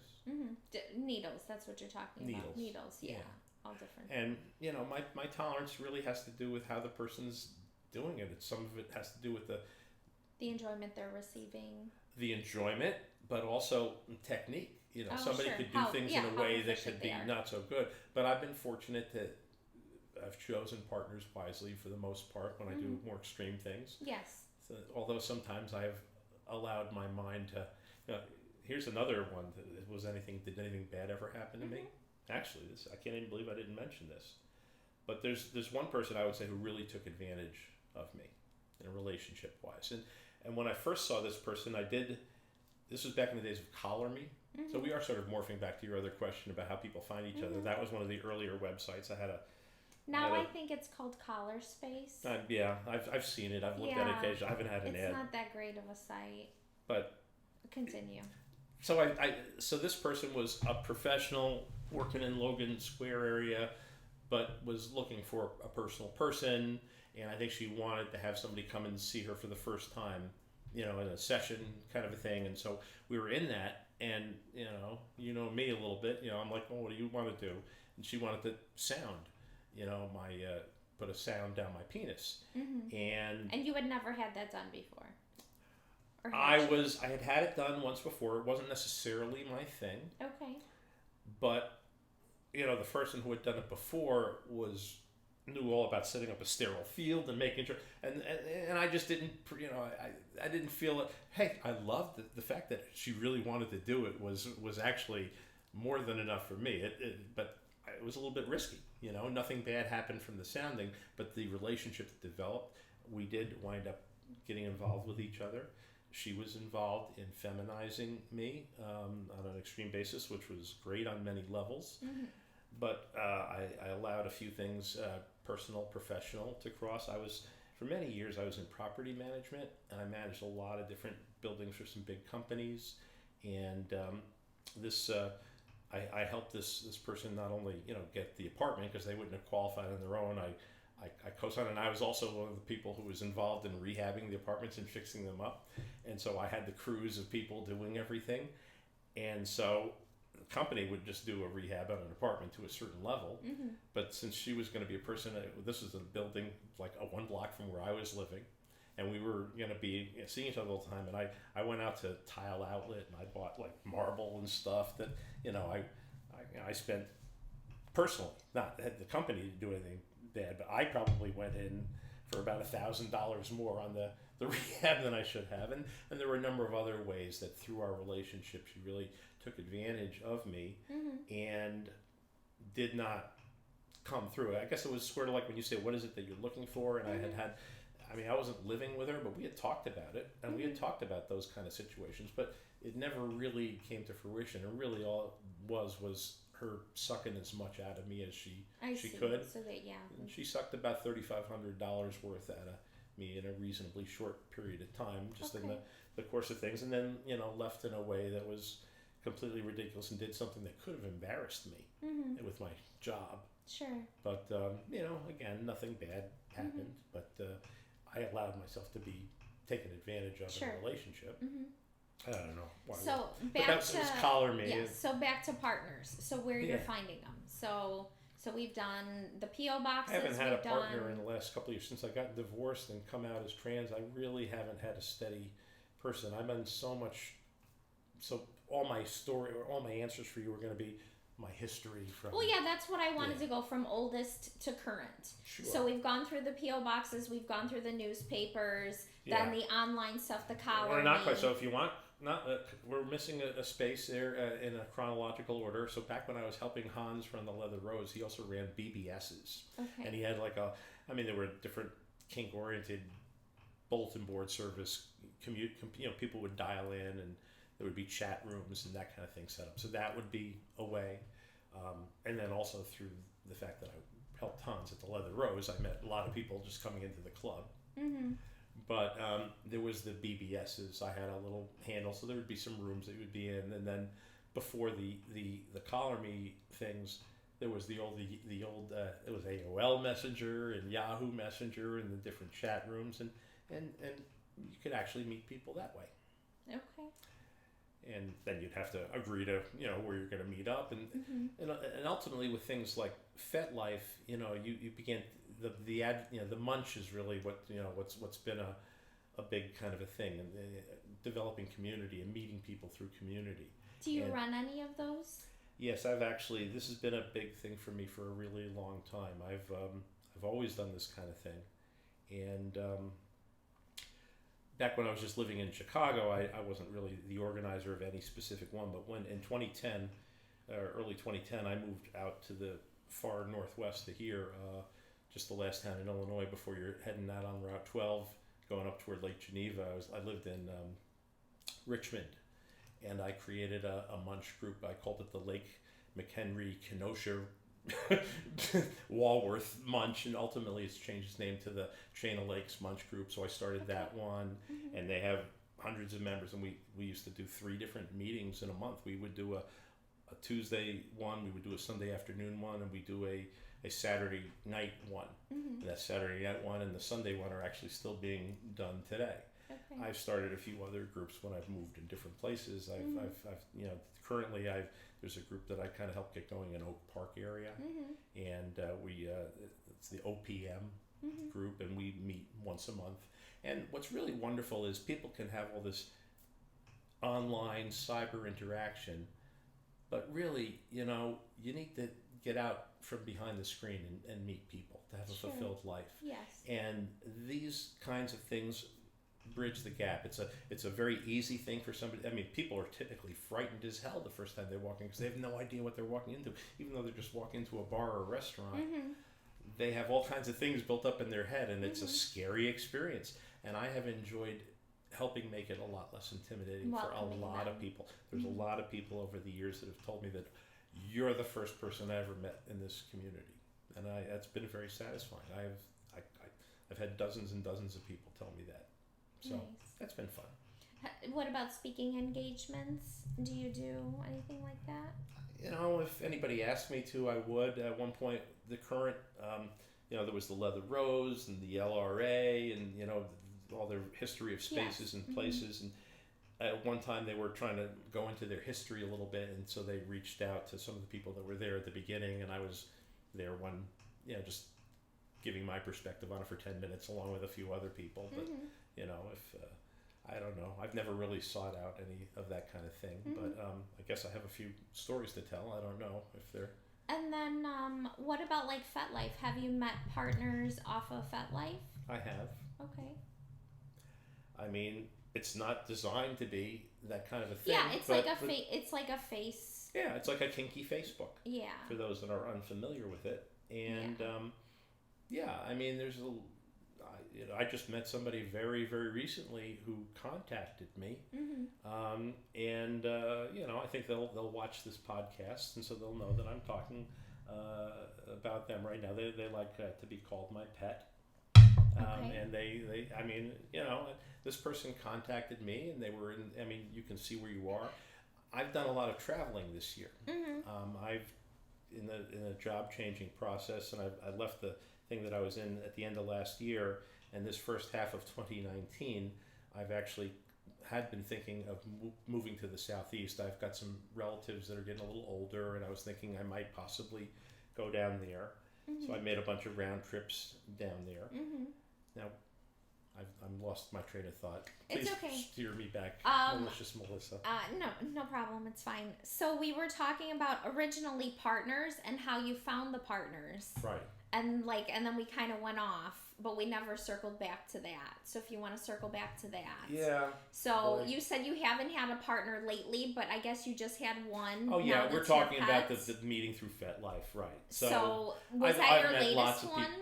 Here's my point. And now I remember my point. Okay. The reason I brought up the travel and my itinerant lifestyle of this year is because when I've been traveling, I will set where I am on my FetLife account I'll change my town. Oh, the city. Okay. And I'm not living in one place. I gave my apartment up. I was in Pennsylvania, I was in New York, I was in Florida, I was in Tennessee, I was in Atlanta.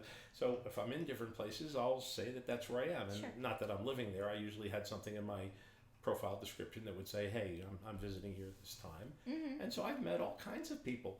Lexington, Kentucky's got a lot of fun stuff happening. Who knew? You know, kinky yeah, and I actually specifically sought it out, used FetLife because I was doing a lot of traveling between Chicago down to Atlanta, but I didn't have there was like, what was about halfway between there, driving, I was like, Lexington, I thought to myself, it would be nice to get to know people in Lexington. And so I went to FetLife and I looked up what was going on. And for the event section? Sure, well, or just, people that were active. I mean, there's ways that you can find people who are doing things. And there was one person who seemed to be organizing a lot of parties. So I just wrote that person a note, just said, hey, I see you're having this party. That sounds interesting. I'm a person who kind of goes back and forth in these areas occasionally. If you let me know. And they invited me to some of the parties, and I've been to a few of them and had fun. And so that's how you wind up meeting people. Right now I'm staying in Wisconsin just for the month of August. And because I had my location as a particular place up there, that's why this person recently contacted me, and they came out and met me the other evening, and I'll see them again. I wasn't looking for anything in this case, but this was a person who, I'm skeptical when somebody does that. More often than not, it's a waste of time. It's a rare situation that somebody actually follows through and seems to be genuine, and then you actually like them. Okay. So but there have been plenty of times where I've met people that way. Right now, it's hard to tell because now that I'm out, I am who I am. So was that off of FetLife, this latest partner? Okay, nice. Yeah, so. I mean, that's the only real social media that I'm on is, there, and the one that everybody in the world is on, I guess, but I don't look to meet people through there, If it happens, it happens. Yeah. So how does this lifestyle affect your personal life? We know about the 2 marriages. What about? Well, yeah, but we didn't talk about the third. So how did it affect your 3rd marriage? And then I'd like to get into. I never imagined in a million years that I'd be getting married for the 3rd time in the mid-50s. Do I regret anything? There's very few things I regret in life, and this is not anything at all negative because I have the highest regard for my 3rd wife. I think she's a fine human, but it was a real mistake.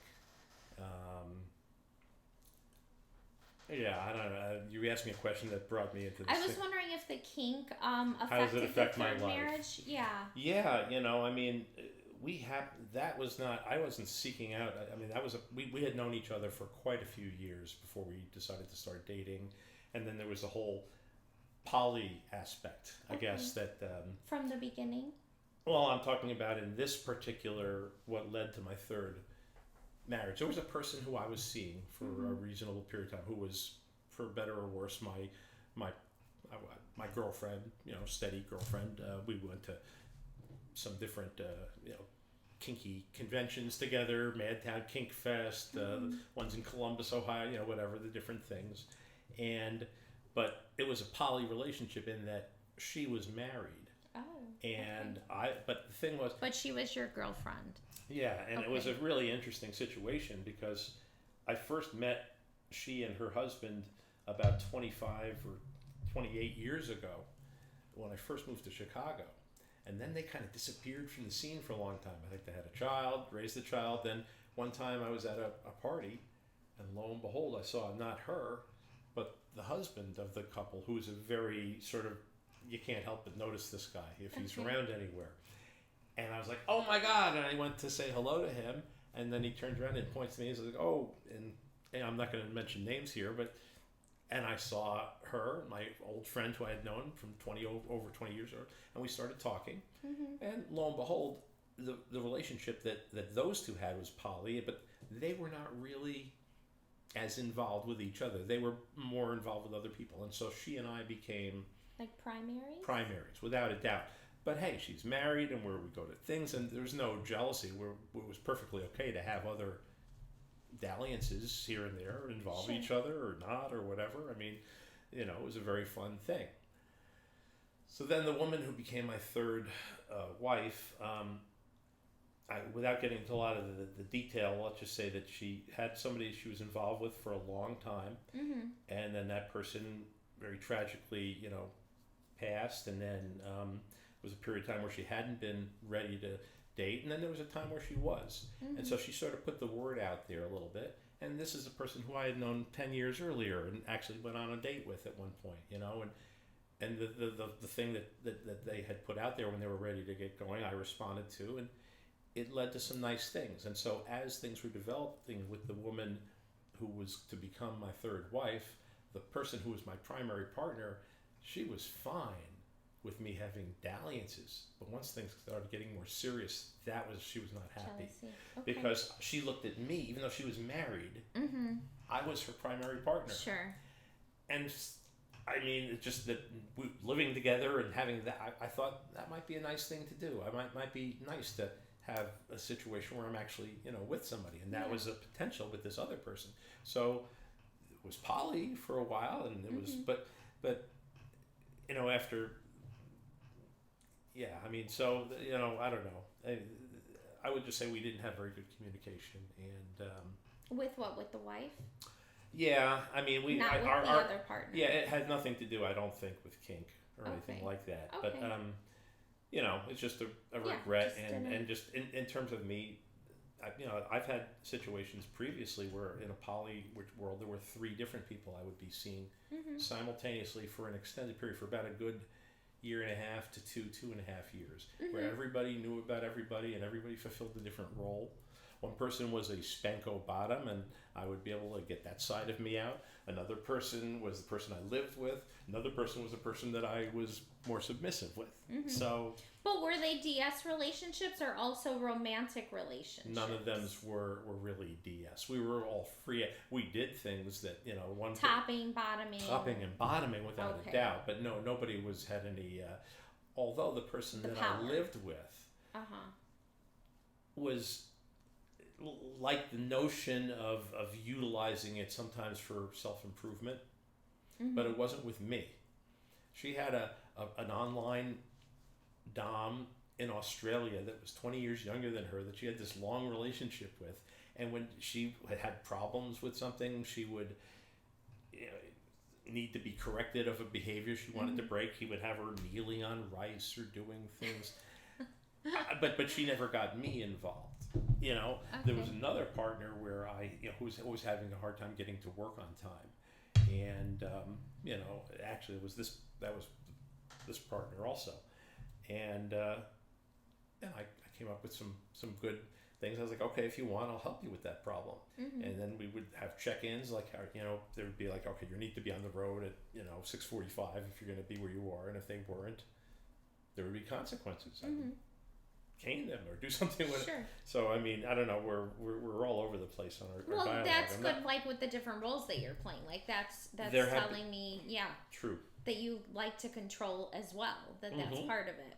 I like to control. I like when somebody has an idea about what the best situation for me is, and if I feel like it might be harsh, but that could be okay. I mean, if they ultimately are not evil, if they ultimately have my best interest at heart, and if we can agree on that, then the dynamic. That's a dynamic. Trust, so that's respect. I would like it to be trust and ongoing and sustaining and long-term fulfilling. That would be the thing I'd like. Okay. I'm not sure if it's possible. Well, you never know. We never know what life brings. You've had an amazing life so far. You've met a lot of amazing people. So who knows what's in store for you? True. So how does this lifestyle of being trans affect your BDSM lifestyle? Is there something going on with that, or is it harder to find partners, or? I haven't had as many. I would say, I guess, while I am being authentic to who I am as my true self, this isn't necessarily the thing that I mean, not that being trans is anything. I mean, there's an awful lot of people who really fetishize, and there's some trans women that are incredibly gorgeous, and but I'm not necessarily the picture that I look beautiful today because I had some wonderful help with my makeup from our wonderful host who's very good at a lot of things apparently. Well, thank you. Very, very skilled in many areas, but all that said, I mean, this isn't necessarily everybody's cup of tea. Mm-hmm. The person who I wound up hooking up with the other night, and I'll see him again. Mm-hmm. They're really into a more mature transgender person. That's a thing in there. So they think I'm beautiful. Yes. And that's great. But I would say that not as many people want to be intimate with me as. I'm not just talking about intimacy. I'm just talking about playing. Yeah. Like, do you go to the clubs? Do you play? I play whenever I would want to. I know a lot of people. Yeah, I mean, do you like to play at home? Do you like to play public?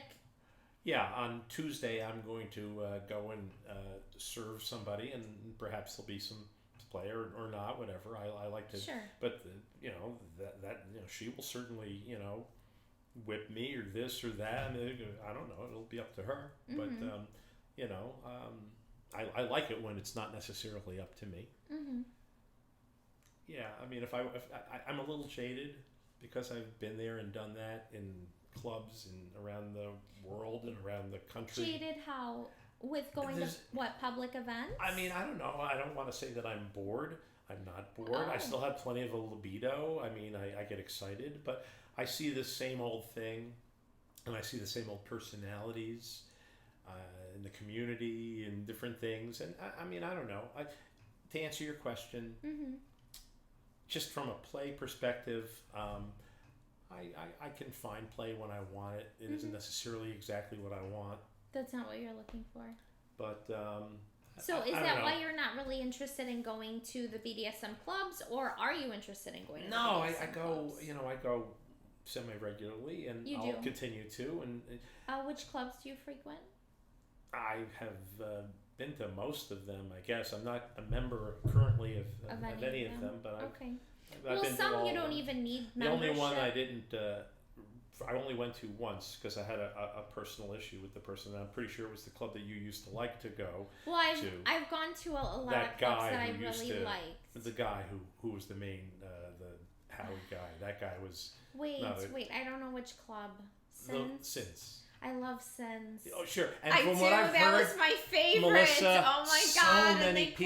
So many people have loved it. Loved However, it. the guy who started it was not a good person.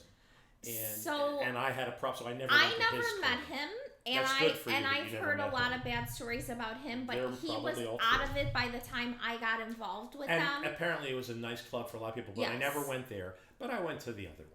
Yes. So a great group of people took over after him, and they made it a really amazing, accepting place. And I just allowed my previous prejudices to keep me away. You could walk in there even as a single male, because of course I can find partners. Sure. It's pretty easy, but especially being a dominant female who's attractive, etc. The demographics are in your favor. Exactly. But just walking in as a single male, whether you're attractive or not attractive, they'll walk up to you and they'll be like, "What are you into? What are you interested in? Oh, I have this person right over here that can play with you." Yeah. And they just set you up with welcoming, partners. hosting, facilitating. It was amazing. It was an amazing club, and they lost their space because it got bought out or whatever. And it's just really hard to get a license. Being a BDSM club, because it is technically a sex club. I don't know if somebody should just buy their own building and do it like that. If well, somebody has the means. So the problem is you still need the license. That's the issue. So, this particular club was in Niles. You mean the suburbs are going to be... Obviously, the city, that's not really an issue. Yes. But the suburbs don't want to have Even in the city, a lot of the clubs are very, very careful, even the ones in the city. But, and some of them are not. And some of them are not. One of them specifically. I know exactly what you're talking about. We're not going to go there. No. But back to Sins. Well, he knows who I'm talking about. Yes. He's my friend, but come on. And he's mine too. He's a nice guy. Oh my goodness. I once gave him a single a bullwhip, and he let somebody use it, and they broke it. But anyway.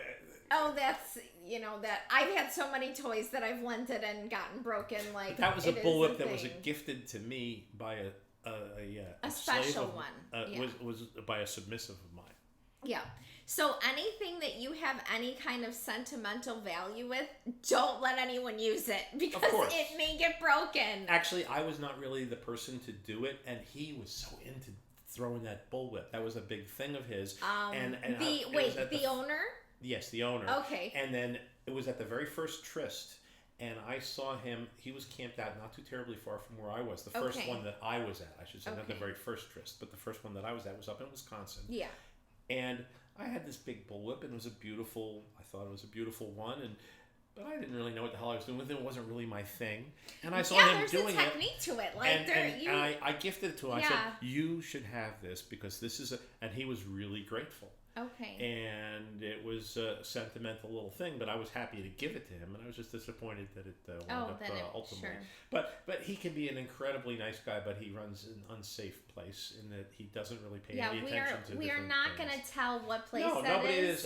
But we're only going to talk about. We can talk about negative stuff, but we're leaving out names. But if there's positive things, I'm going to say a positive thing. I'm going to introduce a positive thing. He's making some efforts. He's actually doing some things now to change it to get into the compliance. So I wish him well. All the best. Yes, absolutely. So anyway, back to sins. So now the people who are running it, they do Kinky College. And Kinky College, have you been? It's an event every year. I'm well aware of it. Yeah, absolutely. And the classes and whatever. So that's pretty much the only time when we all can see each other is at this one, once a year event. I guess because I made my event Tryst or Madtown Kink Fest or you know what? I'm sure that I'm going to go to Kinky College or whatever their other, at some point because I have so many friends that do and everybody talks about it. And the classes are great. And I should not allow my feelings about the other person who founded the place. He's completely out of the picture. He has been for many years. I know he did bad things. The reason,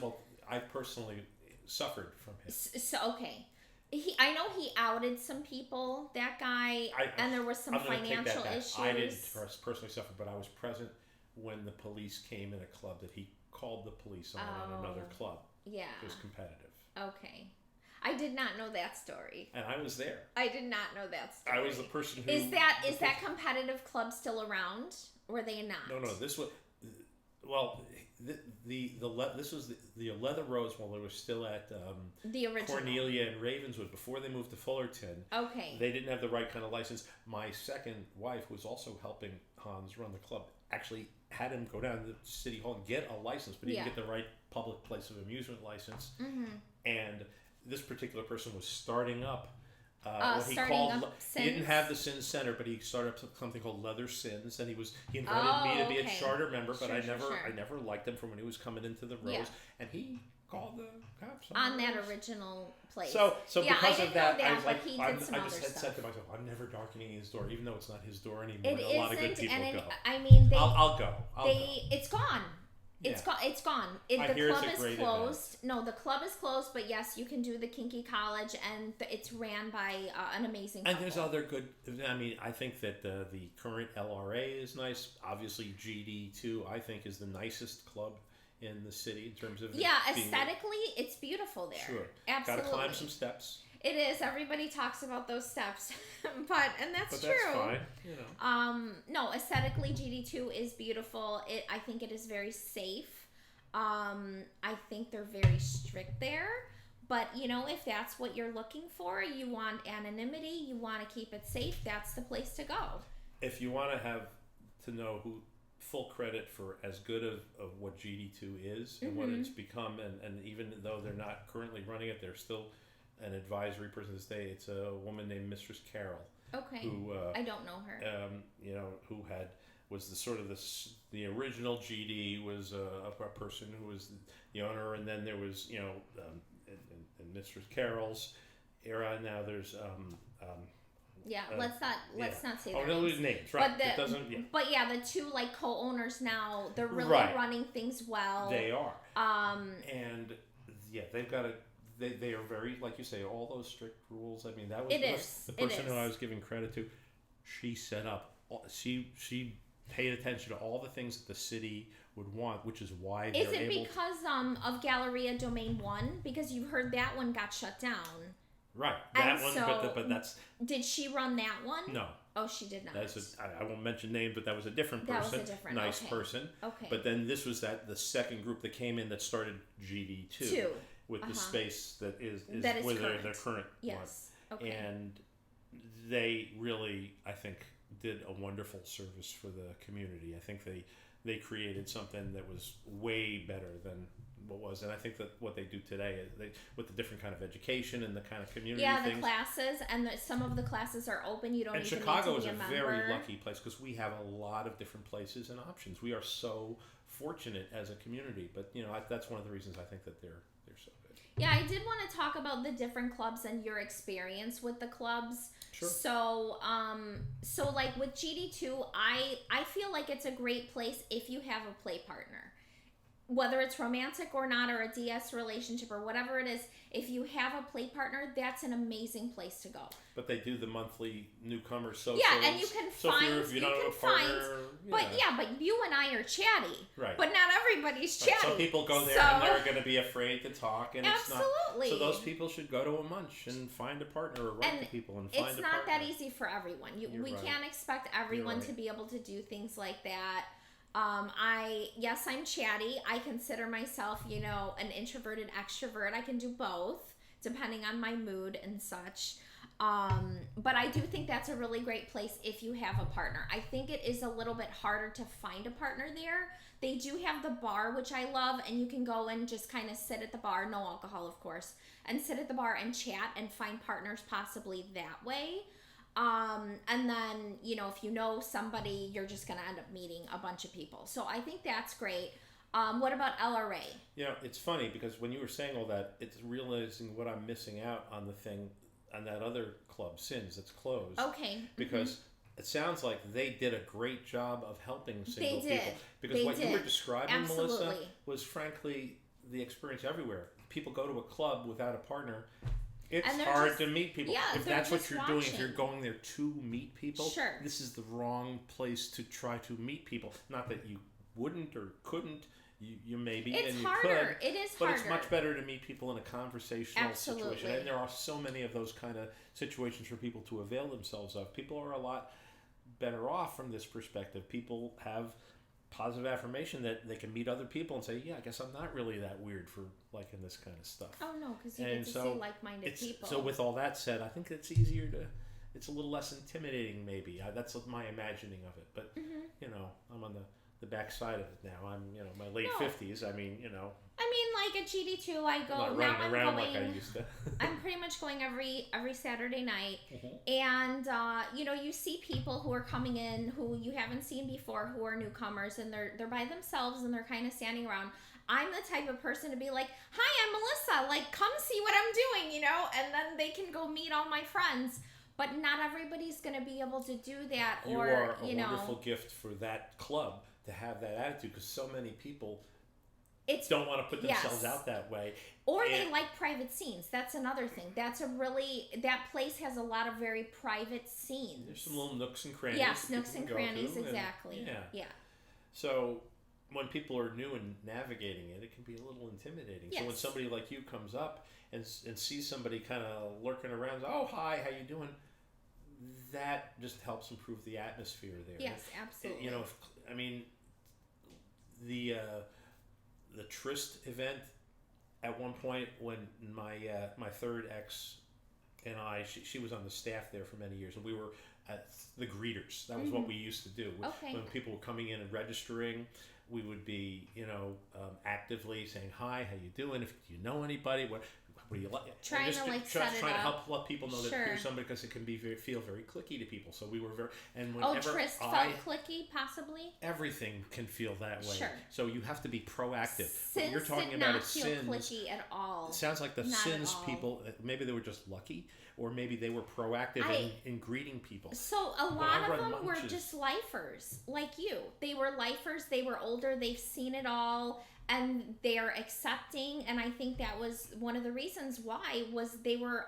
Some of them were just an older crowd, and they were just amazing people. The best munch hosts are the people who actively go out and say hi and talk and engage, because that's what builds community. And you draw those shy people out. And then what makes my heart sing is when I see somebody who I saw walk in and I knew they were shy and their eyes were wide and they were scared. Yeah. And then a year later, I see them doing this or confident, and I feel like, oh, my little baby has grown up. You know? I felt that way too. I had a slave who used to serve me.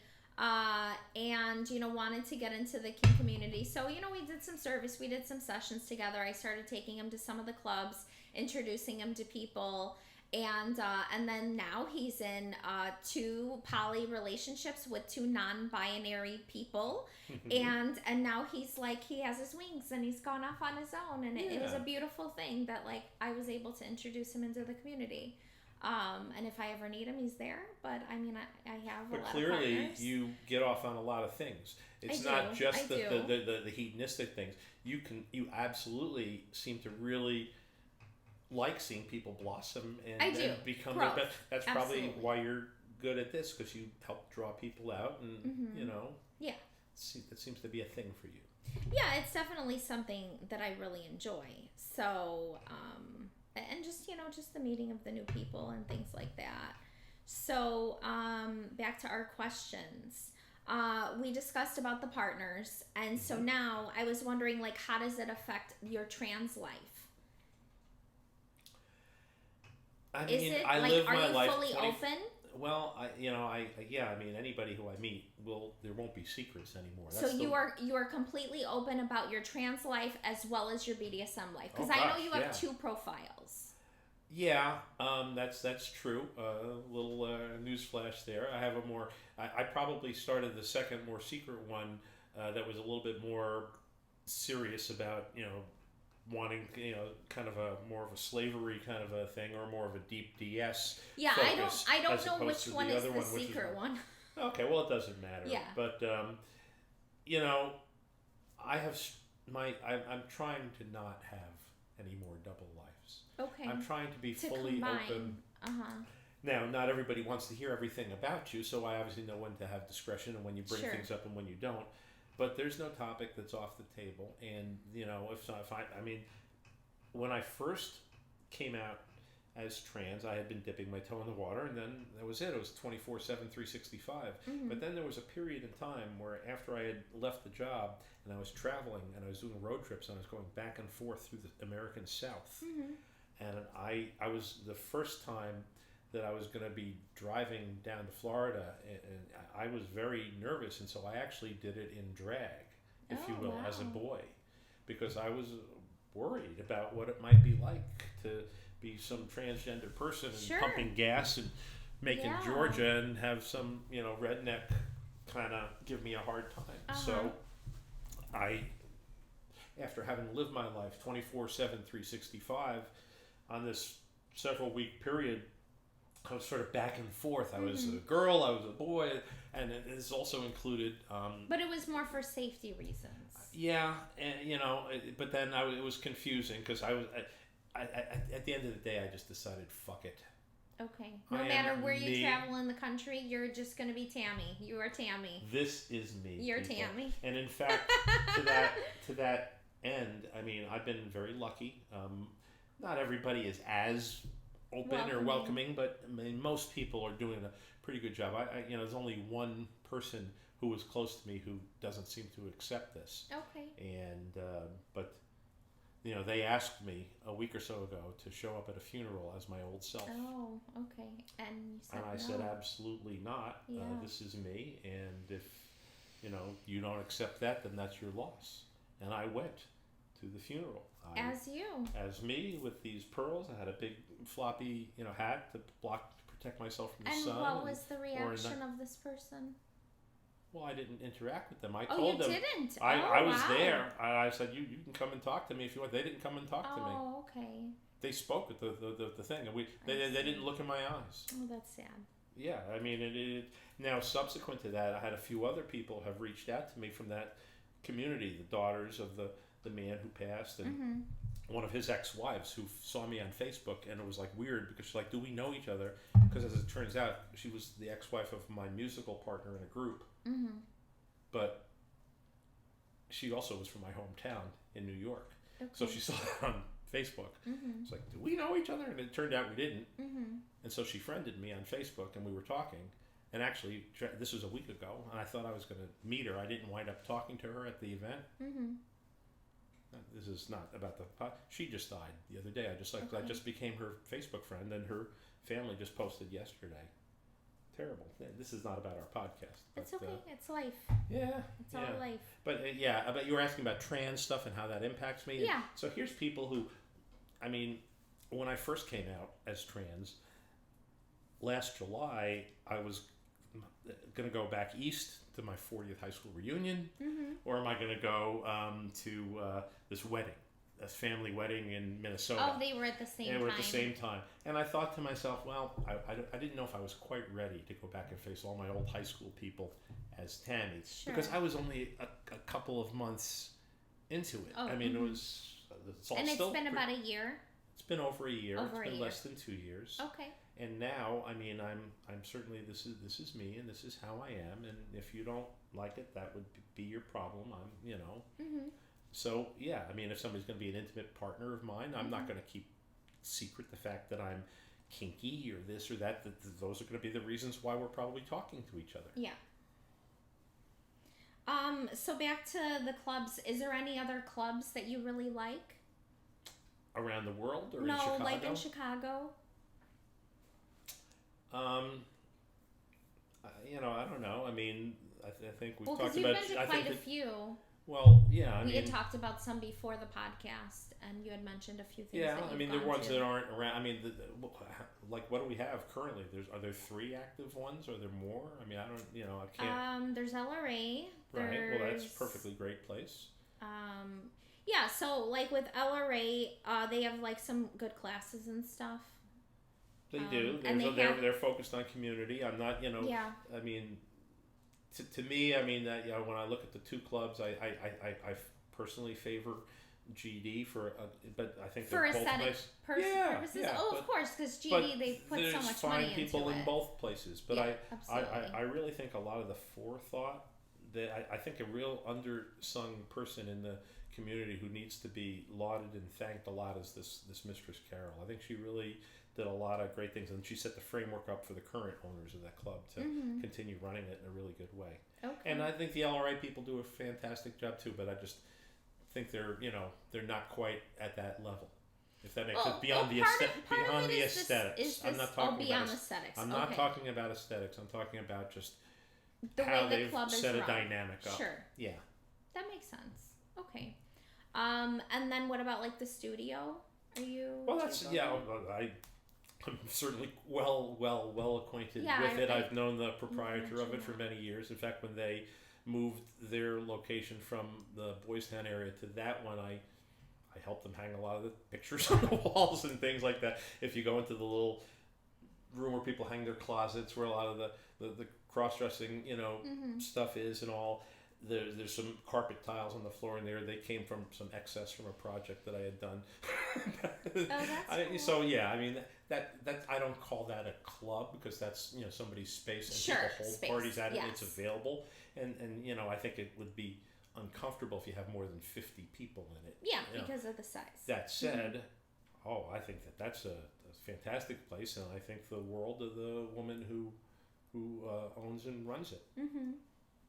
Which has changed hands though, recently, right? Maybe I'm totally unaware. I don't know. I mean, do we want to name names? No, we don't need to get into that. As far as I knew, the person who has had it still owns it. It's still the same. Okay. But they go back and forth between Chicago and maybe that's another what it is. Location. Okay. And so there's another person that I wouldn't say changed hands. I think there's an additional partner. I mean, maybe that's what it is. Yeah. So overall, how do you feel about the kink community?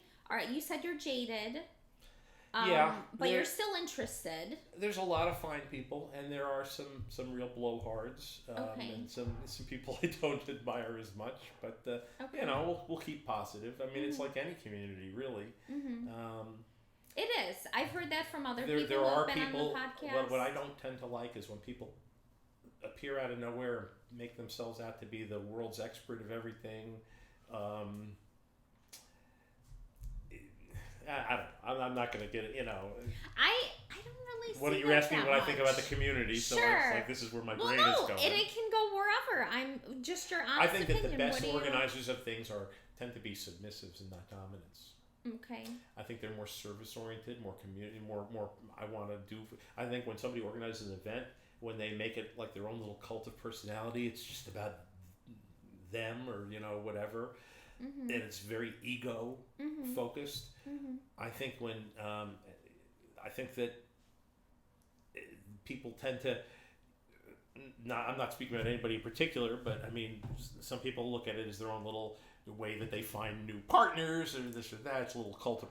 I think that there's certain events that have lasted a long time where they really are just more of a service kind of thing. It's not easy to organize and to communicate with venues and to put the word out and get people to show up. It's a lot of unsung people. But then again, there's a few of them that I think are bozos, but most of them are pretty cool people. Adam, are we having any technical difficulties? Our battery died for the main camera, but I got this backup one. It's not as good, but it runs off USB. Okay. Because we're over 2 hours now, so that's about what the battery had. I need to get like a couple PC extras in, or like a where the you can power run off cord. the. Sure. That's what I used to do with. I have like lots of batteries. I have battery chargers, so I would swap them out when I would be. I sometimes used to do 4-camera shoots and things, and technical difficulties.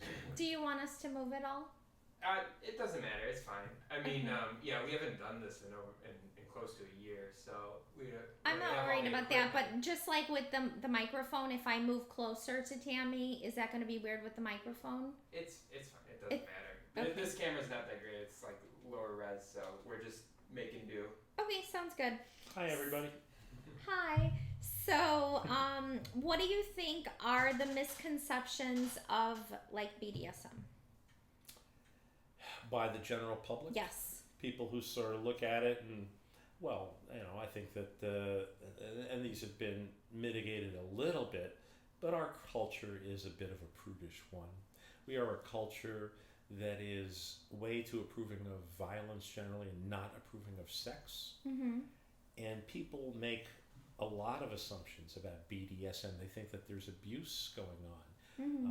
There's, it's certainly in any place there could be, but my experience, is that people tend to negotiate and actually really talk about things a little more effectively sometimes. Definitely. And when people are in the vanilla world, they don't want to really say what they're talking about, and so that leads to miscommunication and can lead to some really terrible situations. I agree. So I do think that the communication, it is better in DS relationships than a lot of vanilla relationships.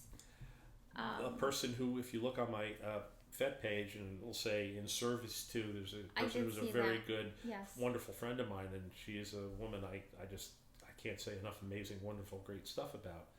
But the what was my point? It wasn't just to say, what were you asking? Well, we were talking about misconceptions. She is, one of her habits that she does with her slaves and subs and things is she'll write a protocol up. Written, she does, and another one of the people who you did some extensive interviewing with talked a little bit about contracts and things. And yes, Jim Marcus. Yeah, and this is called good communication. Yes. Because people see something in black and white. It might be a little unusual. Yes. It's a little different from what regular society, how they do things, but it can be awfully exciting and fully very consensual. Clear. Yes. And you know what you're getting into, and you also, if it's well done, have an escape valve if something feels like it's in the moment not right, and you need to build those things in. That's what you're. Because there's times where people are putting people into situations where they can't even speak. Yes, so they need to have a communication method established so that the person can signal. Can get out, yeah. But Yeah, I mean, I don't know, misconceptions. I think that I think a lot of society might think that there's a lot of deviant stuff, and I think that's changing a lot. Even as recently as like 10 years ago, whenever you would see a kinky person depicted on a TV series or something like that, they were usually the serial killer that somebody was going after on the crime scene. Yes, and yes. then I want to say one of the very first times that it was presented in a positive manner, in a big public way, was probably on those episodes of CSI where the guy, who's a Chicago guy, he was seeing he met a dominatrix. I don't know if they dated at times. She was in a couple of different episodes, see that. And it was like she was not presented as having doing something wrong, and was and now these days I think some of those misconceptions that are out there are being cleared up, but you know, people have a short attention span, so they think about the kinky scene, and I think the majority of America thinks, well, that shit's weird. That's fucked up. Well, I feel like society is changing though. Just being transgender, I think more and more people are being more accepting of that. They are, but so it's a slow process. I'm sure you're feeling that, but I do think that we're coming along. Without a doubt, we are. Our society, hopefully, is, you know, we go 2 steps forward, Trump stepped back, or 2 steps forward. I'm not trying to be political here. Adam, you love it, right? I mean, that's he not loves the point politics, so like, well, yes. I'm a rather politically involved person too, and I won't get involved here because I don't want to actually mix those streams, if you will. No.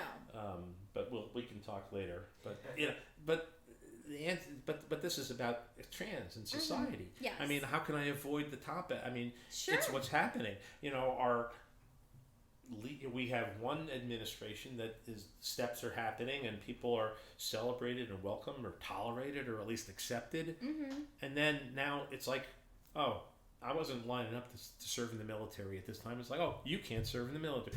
There's something wrong with you. You know, that's what is going on. So we are taking a few steps back, but I think that the general feel of society is they're ignoring that, and I think that our overall course of humanity is in the right direction. Okay. Well, do you think that ties into like the misconceptions of like being a transgender person? Like, what do you think society sees? Well, these bathroom bills. I mean, people think that we're somebody who's. I'm just trying to take a pee. You know, I'm not going in there to interact with anybody else who's in there to use the facilities, but there's a fear. You know, I co-host my munch is a karaoke munch, and I used to co-host the biggest karaoke munch in Chicago, and the place, they've changed their policy, as I understand it. I don't go back there anymore now, but it used to be that at that place that they made the people who were trans go into a separate bathroom in the back of the place. Oh, and we couldn't use the men's or the women's room. How do you feel about that? Not good. Like segregated, right? Go to the back of the bus. That's exactly what I don't want you in the women's room. You don't belong. You want me in the men's room. I don't belong. No, it's a horrifying, terrible thing. And let's just. I believe, you know, I could go into some things because at one point... I've never seen that. I've only seen like the bathroom where it's male and female, and there's the sign for both, and then whoever can go in goes in. And this is a little bar that's an old bar that nobody's improved for 50 years. There's a couple of stalls in the men's room, a couple of stalls in the women's room. Then they have a dark room in the back, and there's a single stall private one. So the owner would encourage people like me to go to the private one. But how did you know that? Did they specifically say something to you? Yeah, I was on the inside of it, actually. Okay. I was an attendee for a long time then, and this is back when I was a guy. I was brought in to become one of the co-hosts. And when I was brought in to become one of the co-hosts, I was introduced to the owner, and I was explained that here's our dirty little secret, that the owner, and it's been a great venue, and it's been with the people have enjoyed coming here, but this guy, he has this thing, and he's some conservative guy, and this is how he wants things. So when new people come, and if they're dressed, as a host, I'll show them around. I'll say, here's the, and I would usually describe to them, the you know, this is a bathroom, and you know what, it's actually a nicer bathroom than those other ones. Yeah. So but that was how I originally put it out there when I was a guy as a co-host. Then I came out as trans. Okay. So when I was starting to attend the event, I respected the wishes of the owner because I didn't want to make waves. It was a nice event. It had been going on for a long time, and I would go. This was the karaoke event? Yeah. Okay. So then I legally changed my name and my gender and everything. If you look at my driver's license, the gender marker says female. And so there was a time where I had to pee at some point after this. The owner was in his normal spot, and I was going to the women's room to fix my lipstick or go to the bathroom or something. And he sort of intercepts me. He's like, "Oh, hey, do you mind going in the back?" And I said, "Oh, hi, I'm so glad that you brought this up. I've been meaning to show you something." And I got my wallet out and I showed my ID. He was very gentlemanly and he said, "I'm so sorry." And I went into the women's room. So I thought the issue was all handled. A couple months later, he wasn't there and he had a new bouncer. And the bouncer chased me into the women's room. He came barging into the women's room after to make me. You leave. It was not a good scene. Did you go back after that? No. I wouldn't think so. No. And as I understand it, is that a Chicago bar? They've changed their policy. Okay. I think that they... Yeah, I was thinking lawsuits would be coming if they did not. Yeah, because what they were enforcing was not legal. Yeah. But that said, So you're asking about how being trans has affected things. I mean, it affects the misconceptions of society. Like, what do you think, I mean, the kind of things that are challenging out in the world, I'm just trying to live my life. Yes. And because I'm not as passable, I mean, I look nice, okay, or you whatever. Look good today. But I have a deep voice. Yes. If I don't take care of it with waxing or shaving or something, I have a lot of hair. Yes. I'm 6 feet tall. I'm 200 pounds. I'm not what people envision, and that impacts me. Everything I do, everywhere I go, that there are other people, whether it's in a kinky club or and my life would be easier. You feel that in a kinky club? Really? Sure, because I think my life would be more privileged, or I'd be better if I was better at passing. Somehow, if I looked like more of an image. That seemed more conventional. But in a kinky club, like, I know you don't want to be people looked at. People want to look at me negatively, but I think that fewer people would want. And I could be totally wrong here, but my own perception is I don't feel like a lot of people would want to be with me. Okay, so you're talking about romantically. Probably the monkeys in my head. I was talking about just accepting you, like as a friend or whatever. Adam, would you mind getting drinks? That's right. Just accepting you, not like wanting to be romantically involved. So let's say, I don't know if you ever go to Exit. So let's say you go into Exit Thursday nights. Do you feel comfortable? Great, absolutely. Okay. I know the woman who's the main person who does that there. And who's currently doing it? Because I know these people. Desiree? It is, yes. Yeah. So Desiree, so she is. She does it 3 weeks out of 4. I think there's another, but and then she has a couple people that help. And then I also know I don't think that one of the people who's been a bartender that I knew is working there these days, but it was for a long time. This woman, so cool and accepting. When I was brand new as trans and coming in and just not really doing it as well as I could.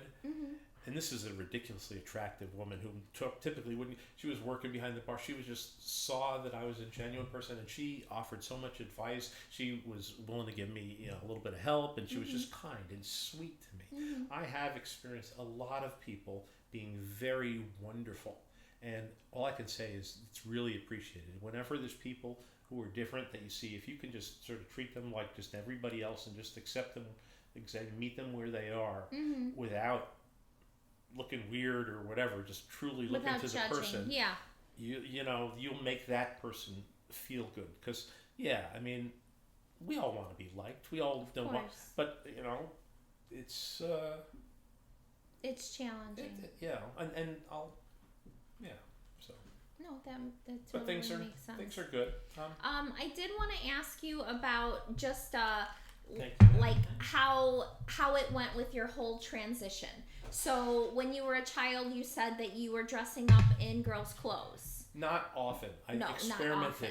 There are incidents and times that I certainly can remember doing, and then times where I, would seek out partners who maybe like that, in me, and we would explore it a little bit. Sure. But I never. it just never felt like it could be realistic for me. Like it would be but something did you feel like you wanted to be a little girl and you wanted to play with Barbies and like... It wasn't like I was hungering to play with No, Barbies. okay. It wasn't that necessarily. I always have felt more aligned with women. I felt more of an affinity with women, but I'd probably be more of a tomboyish girl Okay. when it comes to things. Although I like, femininity and Sure, the trappings sure. of it very, very much. But Yes. I never had that impression of myself. I never wanted to be what I looked at as not, I didn't want to not honor the gender, if but you will. Was that what it was, though? Did you just want to stay true to what society's expecting of you? Women have so many expectations that are completely unrealistic. I didn't think I could be a woman because I couldn't look like some model. Well, guess what? Not all women are, look this way or that way. I had an idea in my mind of what I would like to be. And when did that start? I would push the thoughts out. I've had the thoughts. I had them early, but I didn't act on them that much. Children, teenage, like what are we all talking? All the above. Okay, so for very early on. Oh yeah. Okay. Oh yeah. So this was a lifelong thing. It wasn't like one curiosity. day you were like, "Hey, I'm supposed to be a woman." I didn't feel that. I was curious. Okay. And it felt good. Okay. If that makes sense. Yeah. But I wasn't like, I didn't have this, I'm in the wrong body. I didn't feel that way. You see a lot of that today. Yeah. I've kind of come to that in hindsight a little bit, but... That you were feeling it, but repressing it? Absolutely. Okay. A lot of repressing. Okay. That makes sense. And then you got into adulthood. You did like the whole normal thing, getting married and all of that. I did all those things. They didn't have kids. I'm not a parent. You didn't have kids. Okay. And then what made you transition over the last year? How did that come about? Well, after I got separated from my last wife, I was in my own place. And while we were married, certainly my feminine aspects were no secret to her, and things that privately the two of us enjoyed at times. But we didn't live in a household where it was easy to express it. We had... her adult kids in the house, and it was a little crowded with some things as far as that's concerned. So when I became into my own place again, I really kind of started doing it, and then it was like on the weekend I would have to, take everything off and go to work on Monday. And my friend, who I mentioned, who, listed on my profile there, at one point she says to me, "Well, what's stopping you from doing this full time?" And I said, "Well, a job, and so I thought, well, all right, I'll go get a job." And so I knew of a place that possibly could be open and hired people occasionally with it. It was a lot less money than I used to be making. Okay. But I investigated, and as it turned out, they were going to be having another group of people hired soon, and so I made up a resume. I had to come up with a name. And my friend helped the name, just the reversal of my other letters was M-A-T, so T-A-M, so Matt, Tammi, yeah. Oh, so that was... I like that. But in any event, I made up a resume, I applied, but I was, I let the HR people know that when they won't see any, my current employer knows me as this other person. Yeah. So I went out and got myself hired, and so I had started... So I came out a week or two before I started my new job. That was when I wrote my big 6-page coming out letter, a very heartfelt letter to everybody in my life. Okay. And you handed that out to emailed it, whatever it was. In the modern world, it's generally an email delivery. Sure. But there were some people who got some hard copies. Okay. And there was only the one person who was not accepting. Everybody else was pretty... cool about I guess. I mean, I don't know. I mean, I don't. I have a lot of acceptance. Some people it's harder. Especially if they've known me a certain way their whole life. I mean, my own mother. It's. I think she does her best, but I think it's challenging. Is there slips of like calling you your old name? Oh, without a doubt. I would think that would be really hard. And that was the thing I started alluding to on that first trip down to Florida earlier this year when I was doing it partially guy or whatever. I cut my nails off, and there was other aspects of things that just were, I could be in different worlds. And so it was confusing for others too. I decided that what I need to do is I need to present the me that I want people to know, and it'll help them understand how to address me. But I'm still figuring it all out, you know. I don't know if that's answering the question. I don't even remember what the question was. It was just the last year of your transition, like how that's going. I know that you can take a drink. I know that you said that at one point you had done some hormones and stuff. I did. Yeah, I came out. I got the job. One of the reasons, among many, I mean, I was making a lot less money, but this was a company with great benefits. Okay. And got into my, the new. I changed my doctors from. I used to go see Rush, Oak Park, and the Rush system, in my opinion, is very unfriendly to trans people. And there's another little story about when I was getting my records, but I'm now with the Howard, a therapist of mine had suggested Howard Brown, yeah, they're supposed to be really amazing. And so for the trans community. I started on a course of hormones, and then I unfortunately the company that I worked for had some financial setbacks, and I lost the job at the end of the year. Okay. So it means the insurance is no longer. So what's really kind of interesting now is started on the T blockers, and I would take that as a pill on a daily basis, twice a day, and then once a week I would self-administer a hormone, an injection. Sure. And so, as I was on the hormones, I was having the effects. Some stuff it never affects. It's never going to make my voice get higher. That's only going to be something I can achieve with vocal training. Oh, sure. But it definitely had some physical things in terms of how my plumbing was working, and how, in fact, when I would have sexual excitement and orgasm, I would have orgasm and nothing would come out, maybe just the tiniest little bit of moisture. I wasn't making semen anymore. But the feeling was still good. It was good, and it was different. It was almost more different. like, how when a guy comes and that's it, he's done. Yeah. When I would have what was absolutely an orgasm. Yes. It was not. It was more feminine because it could be. You could keep going. Yes, absolutely. Okay. And but now I haven't. Now it's been about 6 months, and so those effects have dissipated. So I don't currently have that going on. So those are been some ups and downs, and I would prefer to be, back into the mode of having the hormones. I would like to do things that way. So it was a good experience.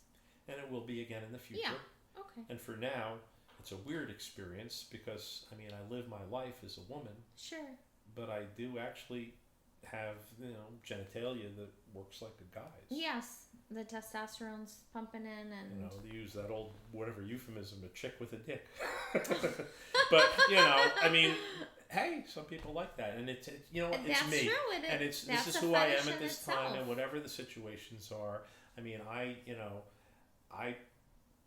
I have a weird relationship, as you might imagine, with that. And I think I would prefer to have more of my pleasurable things come from me being the one who's penetrated, as opposed to being the one, in other words, not using... You want to be the bottom versus being the top. Yeah, and I don't want this penis to go... I would rather it be a clit, something that's, that's stimulated and helps you, whatever, but I don't want to enter another person. I want another person to enter me. Yes, if it's a woman, that would be sense. Typically with something that is bought in the store. Yes. But that's... Well, I've other people have referred to their anus as their pussy. Yeah. Oh, I used to like my wife to call. Not to be too many. That's fine for me. I suspect for them, but yeah. No. I would very much like to be thought of in that way. And it was a sexual turn on. We touched earlier on some of the thoughts of the cuckold type stuff a little bit. I would love the notion of being told that I was inadequate as a man, because I was. I felt like I was. And in terms of a partner, I'd want them to have, if they wanted dick, then I wanted them to have dick, And so... Inadequate, why? Because of the hormones, or because you just identified no. None of this is hormone. I haven't been mental. With anybody that way since mental. Yeah, this was mental. Let's say I'm making love, fucking, my wife, I would want her to be telling me, even though because of humiliation. Yeah, I got off a little bit on, even though a little bit of the SPH type of a thing, you know. Although when it grew, it was the average size of everybody, but I'd like to have it referred to as like nothing or whatever. And it was you know, because it fed my transness. Sure. It fed that, and we would have little things that we would talk about, and yeah, sure, we would also play like that, and she liked that very much, and I liked that very much, and so, you know, that's so it's weird now because of the way it made me feel, and now how I'm back and forth. So you know, I'm in a state of change. Mm-hmm. Yeah, but you seem very accepting of what life brings and positive person. These days, life has brought me testosterone. Yeah. And it means that I could have an orgasm and come. Here we are on a podcast where we can talk about such matters. Well, yeah, definitely. You know, I mean, it is viewer discretion advised. Right. We put that right at the front. If you didn't know that already, I'm sorry if I ruined your sensibilities. You're totally fine. But that's a thing, especially if somebody's, you know, but that's not how I want to be viewed. Sure. That's not me. Yes, you want to be you. Yeah. That totally makes sense. Is there anything of like, I know you had some notes that you wanted to go through? Oh gosh, I don't know, just little things that yeah. I'll peek at it a little bit. And I need to step out, so Adam, if you could talk, that'd be great. Hi, Adam. Hi guys, I'll be right back.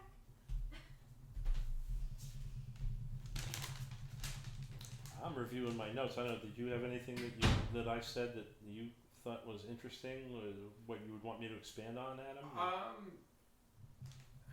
think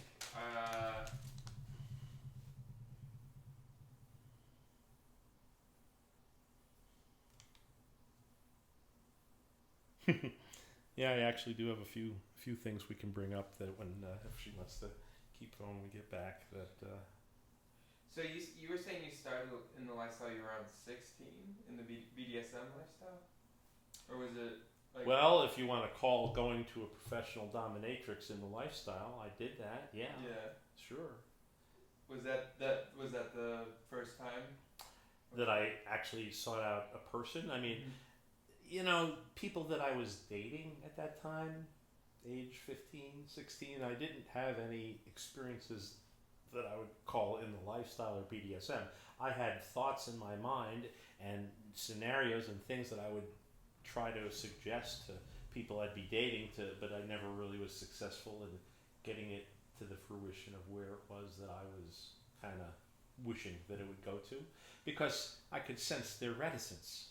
Mm-hmm. And part of it probably, Adam, was because I felt I was not as accepting of myself. I actually felt like I was a little bit of a freak about things in some ways.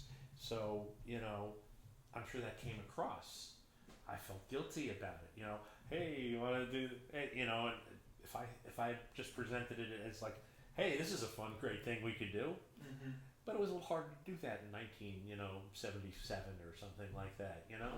Right. So, or at least it was for me. I think it would have been for most people. Sure. But yeah, I would say that there were very few people that were teenagers in the 70s that were seeking out the kind of experiences that I was. You know, I mean, I went to a few different places. I did go to this one meeting of that one group, but I sat in the back and I didn't interact with anybody. You know, this was in my very early 20s. But, you know, over time, I think as I mentioned, it was like the seminal event was when I went to that particular group was PEP, and then became the Black Rose in DC, where I got to be at a weekly, you know, on a Tuesday night, I would go in a second space, like above a church, where people might hold AA meetings. Mm-hmm. They would have a meeting, and there might be 20 people there, or 30 people, and then everybody would go out to eat at a place afterwards. And this was Washington, D.C. in the 80s, in the days of Reagan. And frankly, many of these people had security clearances and were very nervous about a lot of things. But I got to meet people genuinely and sort of transitioned it to more of the lifestyle from professionals at that time. Mm-hmm. Cool. I'm back. You seem like you're taller now. Yeah, I'm a little girl. I'm short. This is true. I'm only 5 feet tall. But I'm full of power, so that's what matters. Well, I believe that. Yeah, there's a few things that I can see here that some interesting little stories if you want to go back into some of those areas. I don't know if you had any other thoughts or questions. Yeah, I was curious about your notes. Let's see here. We talked about... So one of the things I had was how you acquire different fetishes, you know? Mm-hmm. And I think some like people... where do they come from? Yeah, and how does it... And I think some people are susceptible. I think that it almost could be imprinted upon them, you know? Agree. If they have the right mindset.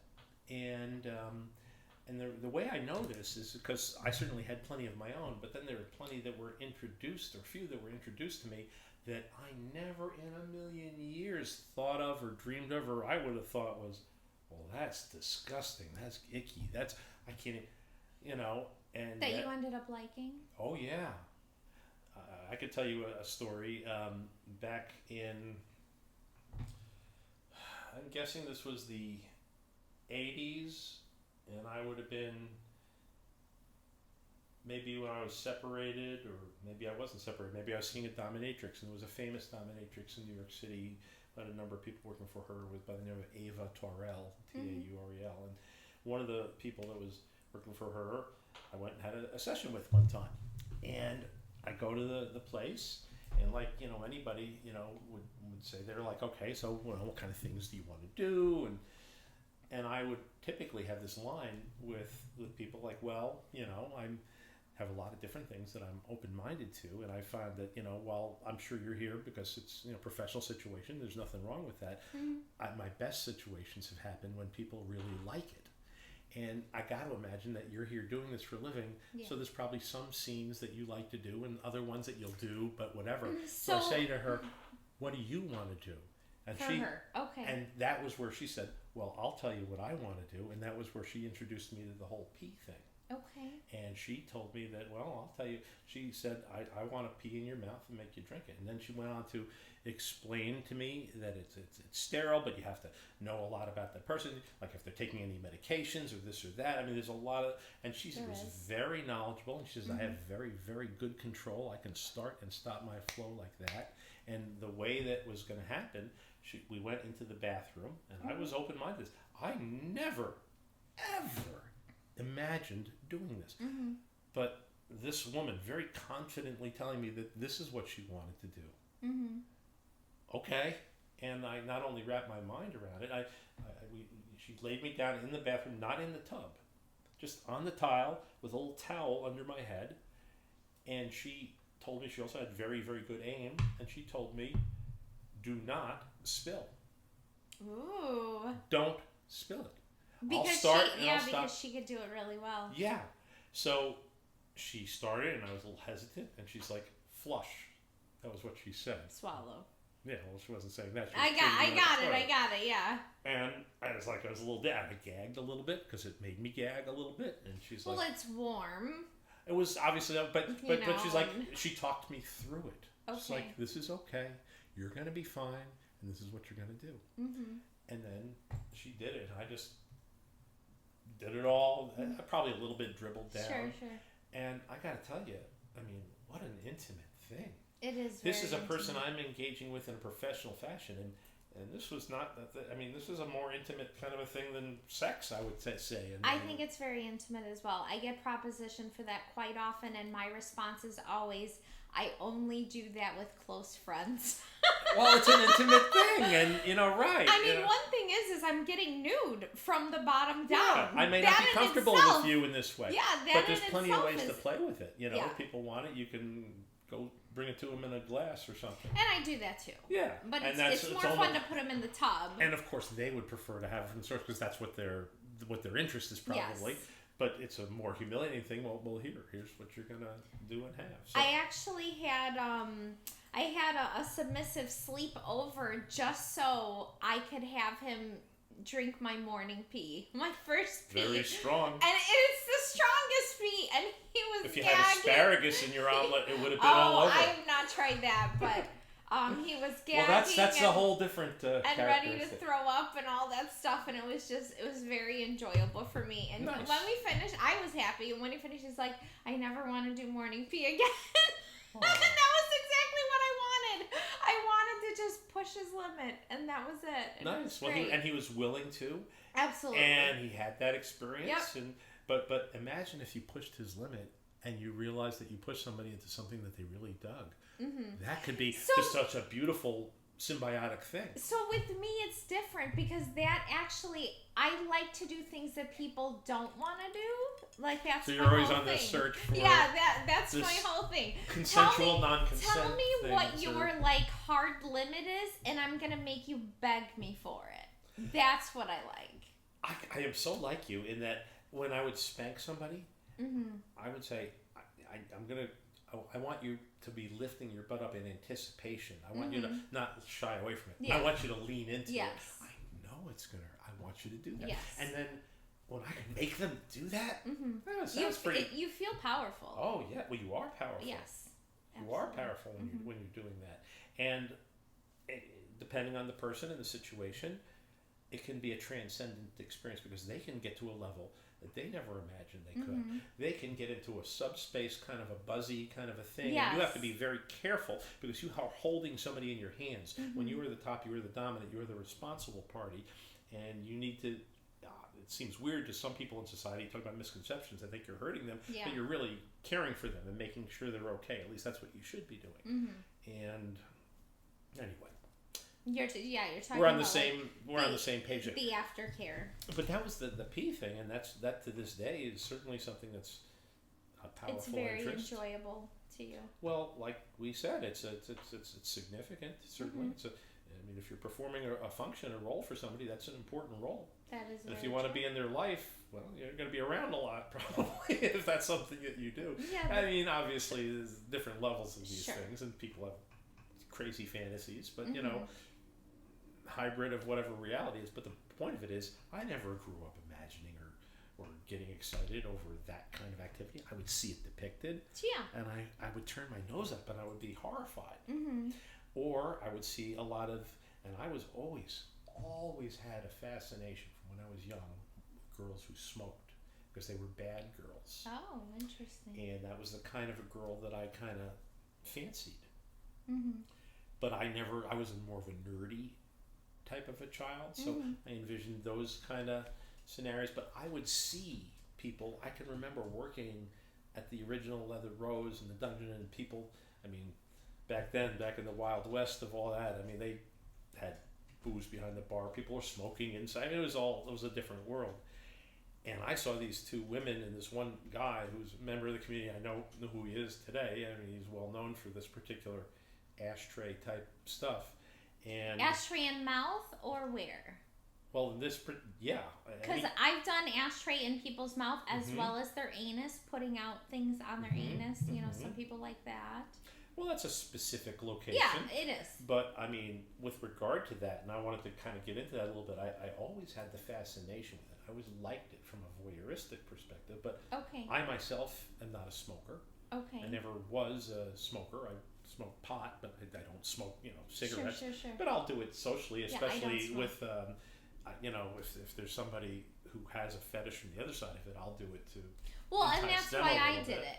Right, so but that's not my habit. I would get, one of those, like, I don't know what they are, those little cigars, and I would smoke that and use that in my scene, but I'm not a smoker. Right. And I'm not inhaling. Yeah, right, you're not inhaling it. And I'm just ashing in their mouth or putting it out in their mouth or, whatever I'm doing. The first time I saw that in real life, okay, Melissa, I'm at the Rose, not the Rose now, but the Leather Rose, the one there, and there was a scene where these people were doing it, and I just thought to myself, oh my God, that's, it's just because I'm a clean, I like things, I don't know, it just felt very dirty. I like dirty and taboo things, well, so right. that's why the ashing, the pee. I mean, like, I don't know if you got into so later on. I actually was I subscribed. there were websites you could subscribe to that had content. There obviously are today too, but early on in the 90s, there was a particular website called Colight. Okay. COLIGHT.com for short for Coherent Light. And the guy he was out of Oklahoma, and the guy who founded it, he actually was in Wisconsin once, and I met him a couple of years ago, but I digress. He was the most beautiful photographer of these things, and also filmed a lot of fetish and dark type of content on the site. And so I paid them $5.99 a month. Oh, to watch that? And I would jerk off to that stuff, you know. Okay. And Like I was the even taboo. that was during my second. I can remember being into that, and my wife allowing me to have the subscription to the site. Oh, However, wow. she had me in the chastity device, so I could get excited, but you couldn't take care of yourself. Yeah, and actually, I did know how to cheat with those devices. You did? Oh, sure. Oh, okay. But yeah, the only real secure one is when you have the piercing in the dick and you're secure. I mean, there are secure ones, but let's just say that one wasn't. I have for me. so many chastity devices in our basement. Like, it's crazy. And but they're fun. I call them chastity toys. And they are, yeah. And there can be things that do the job, you know, but... I'm talking like medieval, we're strapping it on you. But I'm going to get to a really good story that you're going to like. Okay. So I had my favorites on this site. There were two particular people. I still watch those clips today. They turned me on. They're available on the internet. Even though the guy and the site are no longer, somehow they live on in places. Yeah, of course. And the one woman, her professional name on the site was Keenan. So here I am. I'm in the exit one night in the spring of 04 maybe, so maybe 15 years ago or more. God, that long ago? I can't even believe this. Time flies. This was, you could still smoke in bars, okay? And there was some big Gothic convention, convergence, or some kind of a big where people who were in the Gothic scene all were coming to Chicago over a big long weekend. It was the Thursday night bondage night. I remember I was out at a concert on a Thursday night, and I'm driving home to the south side to where I lived, and down in Hyde Park area. And I'm past I'll get off at North Avenue. The exit's open until the wee hours. You know, I'll get into a little right. So it's after the guy, and I'm up there on the second floor, and I see this woman smoking out of a cigarette holder from across the room, and I realize that it's this person from the site. Oh, that's cool. Oh, wow, that's so cool. So she comes walking past me, and I say, "Nice holder." She goes, "Oh, thank you." I said, "Are you?" That was the first time anybody ever recognized her in public. Awesome. And she did porn stuff, and she gave me, later on we became friends, and she had like a little DVD. She gave me little autographed DVDs. That's awesome. I was like, you know, she was so happy that I recognized her. Yeah. And then when she would come to, because she was from Oklahoma City, sorry about the band. It's okay. She would come to Chicago, I would help escort her around, or so to be recognized in another state, that's pretty awesome. I actually get recognized from my from this. You're out there now. I've been at O'Hare, and people are like, "Are you Melissa?" And I'm like, "Oh wow. God!" Like O'Hare Airport. How does that make you feel? It's a little scary, because O'Hare has so many people coming from all over the world, and they're recognizing me like at the airport where there's so many people. So it scared me, but it's also flattering. Adam, I see there's a lot of stuff going on up there. What's going on? Yeah, I was just, when you had a second, I got another question. Okay, go ahead. This is actually somebody from the UK. Okay. And they're also trans in the BDSM community. And so their question was, in your experience of being trans and into BDSM, how have you dealt with society that in the mainstream does not accept you? Because it sounds like this person has had a lot of negative experiences. Yeah, no, it can be horrifying. I try to put myself into situations. You know, I try to have situational awareness. I try to understand where I am. I mean, when I was working the job, living my life, and just in the community, traveling on the L, on the bus. I mean, you know, society does not, yet other people, yeah, sure, there are plenty of people who give you shit in one way or another.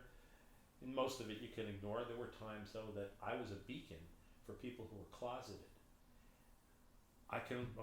Last December, I was down in Florida. I'd flown down there to visit, and this was the first time my family, my folks and my brother and my sister and the family all met Tammi. And so my brother and I went out to the library to get some DVDs for the family to watch. And this is in a very conservative area in Florida. This is a Trump area.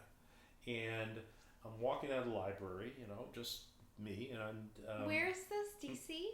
No, Florida. Florida. Okay. Like Florida, Adam.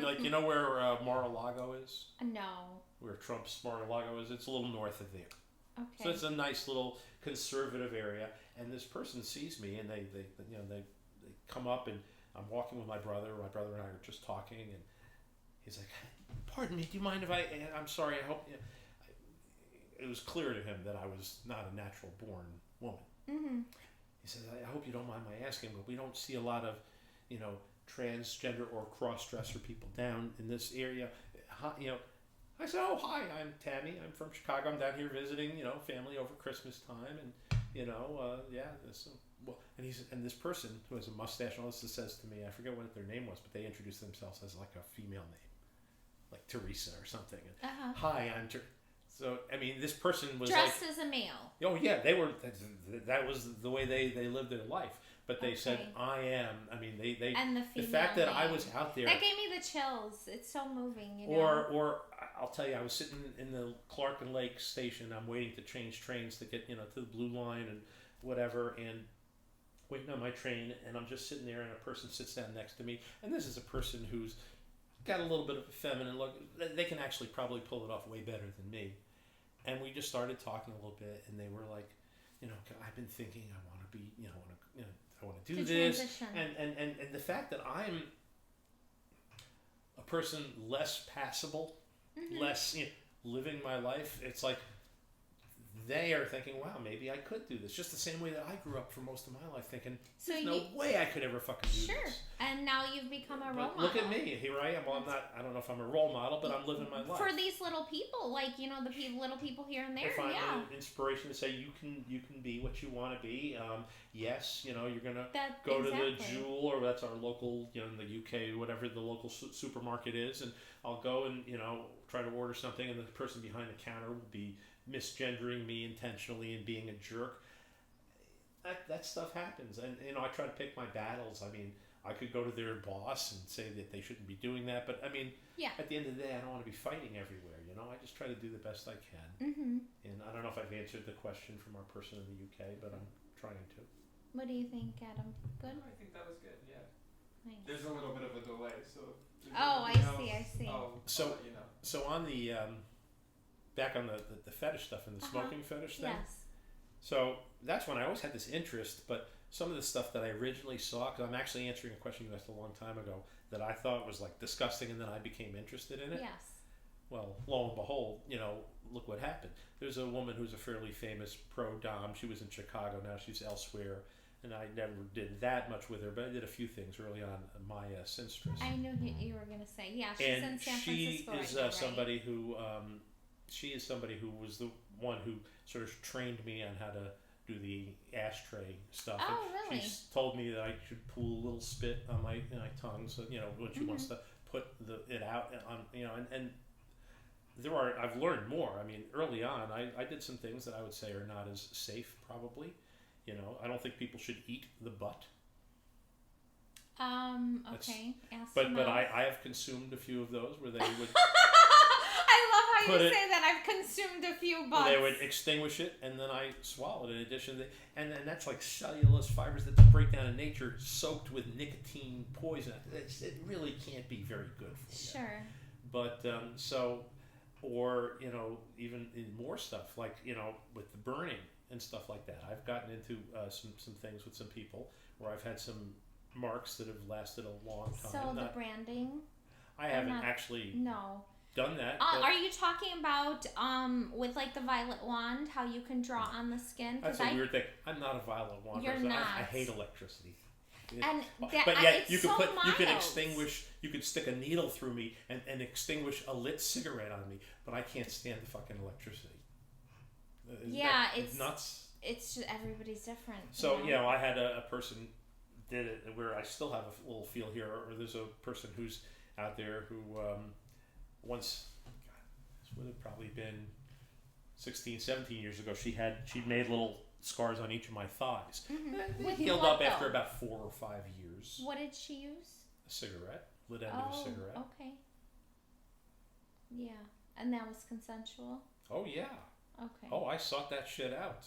Okay. There were people who were totally into it and totally, and I mean, if they got off on it, remember, that's what feeds into it for me. So I'm like, oh, you're liking this, I'm going to let you do it. And it can, endorphin-wise, allow me to handle more things. Whereas if I'm not somehow as mentally connected or accepting or into it, it's going to hurt more. I'm going to resist more. But, you know, people who have the right way to do it, they can push a person like me pretty far.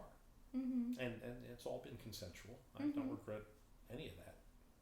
Do you have any permanent marks now or no?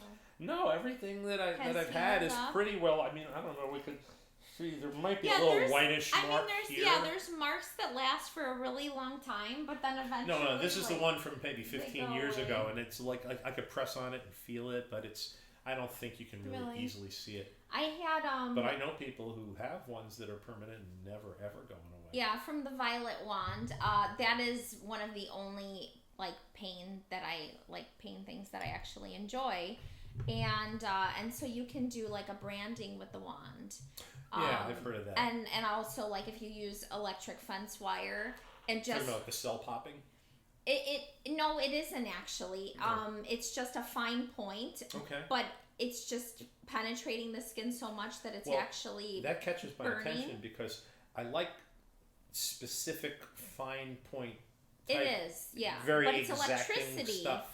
It's electricity, and it's UV. Intentional. It's burning your skin. So you have, it looks like a sunburn, and then it turns white, and then you have these scars. And so I've had. How long do they typically last? So I just looked, and they're gone. But I would say they probably lasted 8 months or so. It was, quite a while. Oh, I've had marks that have lasted a long time in my life. Different, not just from the burning stuff, but from other kind of things. But that's typically been the ones that have been the most lasting. So, do you think there's any types of play that you find too dangerous? Sure. Tell. Okay. I mean, there's edgy stuff that depends on how you do it. Can be exciting, but you can like breath play type things. Can be there. I mean, I've been in a vac bed. Okay. But I mean, that's a wonderful, with amazing. With the tube. Okay. Yep, that's how I had to breathe. Okay. But you gotta, there's a person who made and invented these things and used to do a little testing on some things and made a tragic error and died in one of his inventions. Oh, I didn't know that. From a guy from Toronto a couple of years ago. Okay. I mean, or other. I mean. Your question is, are any things that I feel are inherently unsafe? Yeah, so breath play, a lot of people, that's a there huge are one people, for them. Some it depends. knife There play, are people it that scares them. consume scat. There are people who eat Yes, shit. I did want to talk about that. There are, and that's not an area I have much experience with. But, I think that, it all depends. It depends on the person who's doing it and what their diet and what things are. Well, there's bacteria in. There's other factors that can make it inherently right. So you want to, just the same way I think that ingesting a cigarette butt or eating feces, these are not things that you should do. Yes, now, I understand. Can they be done a little bit, and can the person have excitement and recover from it?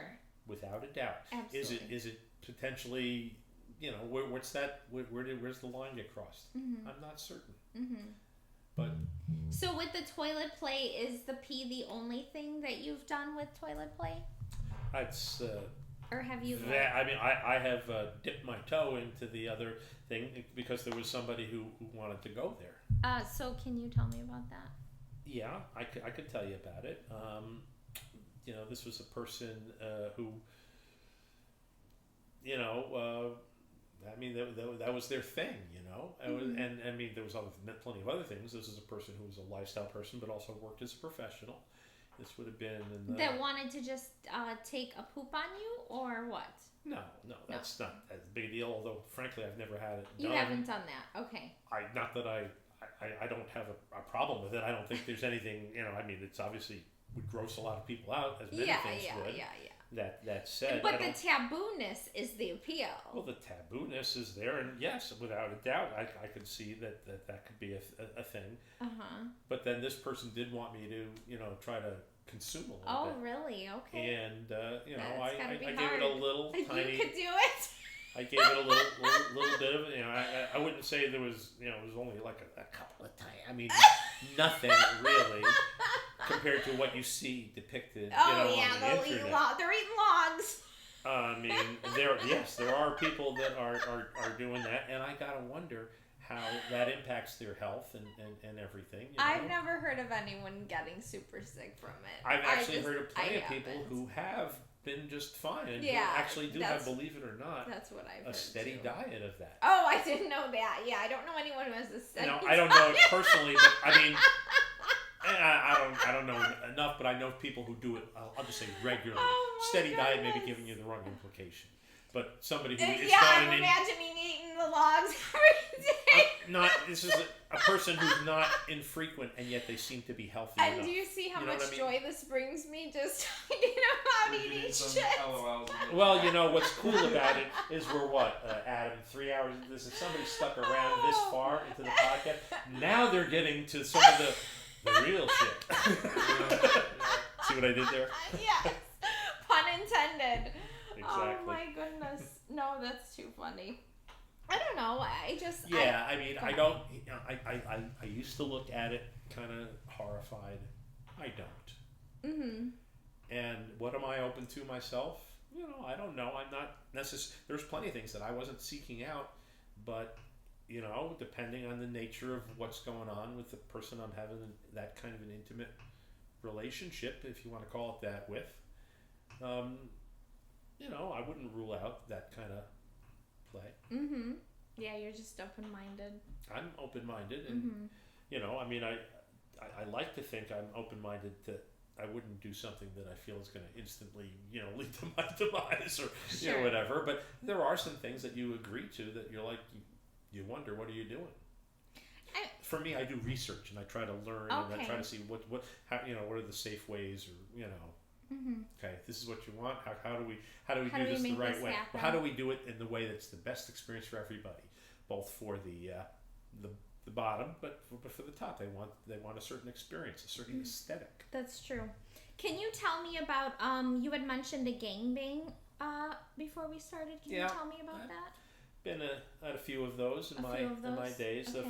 One of the first ones I guess I ever went to, a girlfriend of mine at the time wanted me to come along. These people were the guy was throwing a gangbang as a birthday present for his girlfriend, and there were quite a few people in the Chicago scene that were there. This was a party that probably had.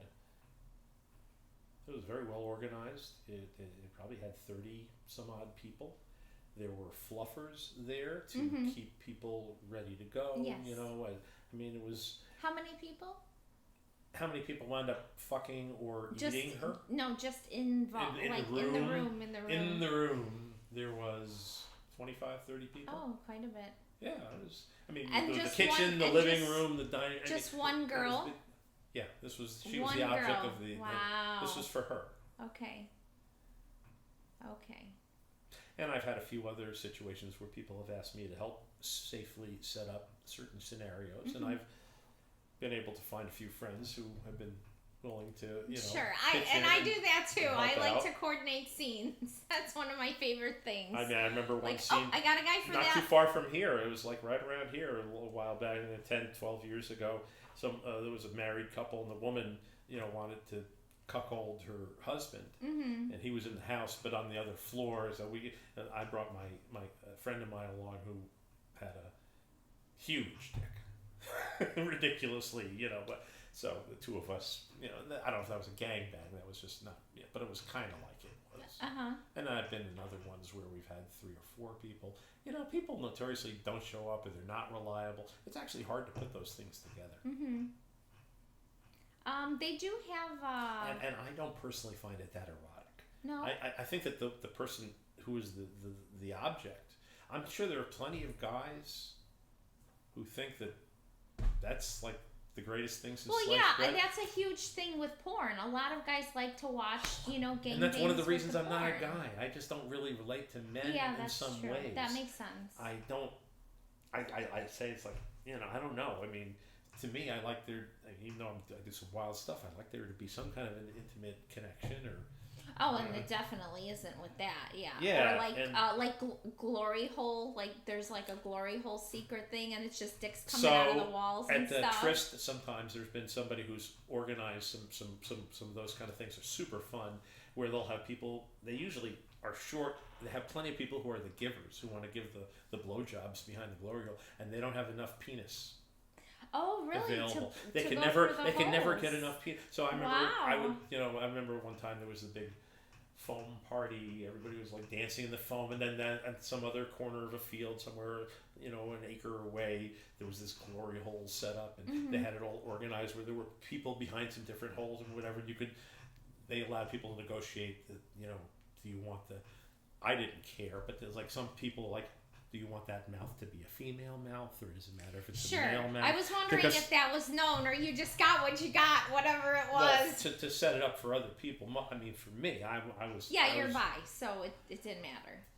Yeah, I mean, it was more about that person, and although it's kind of cool because they're going to know who I was. Mm-hmm.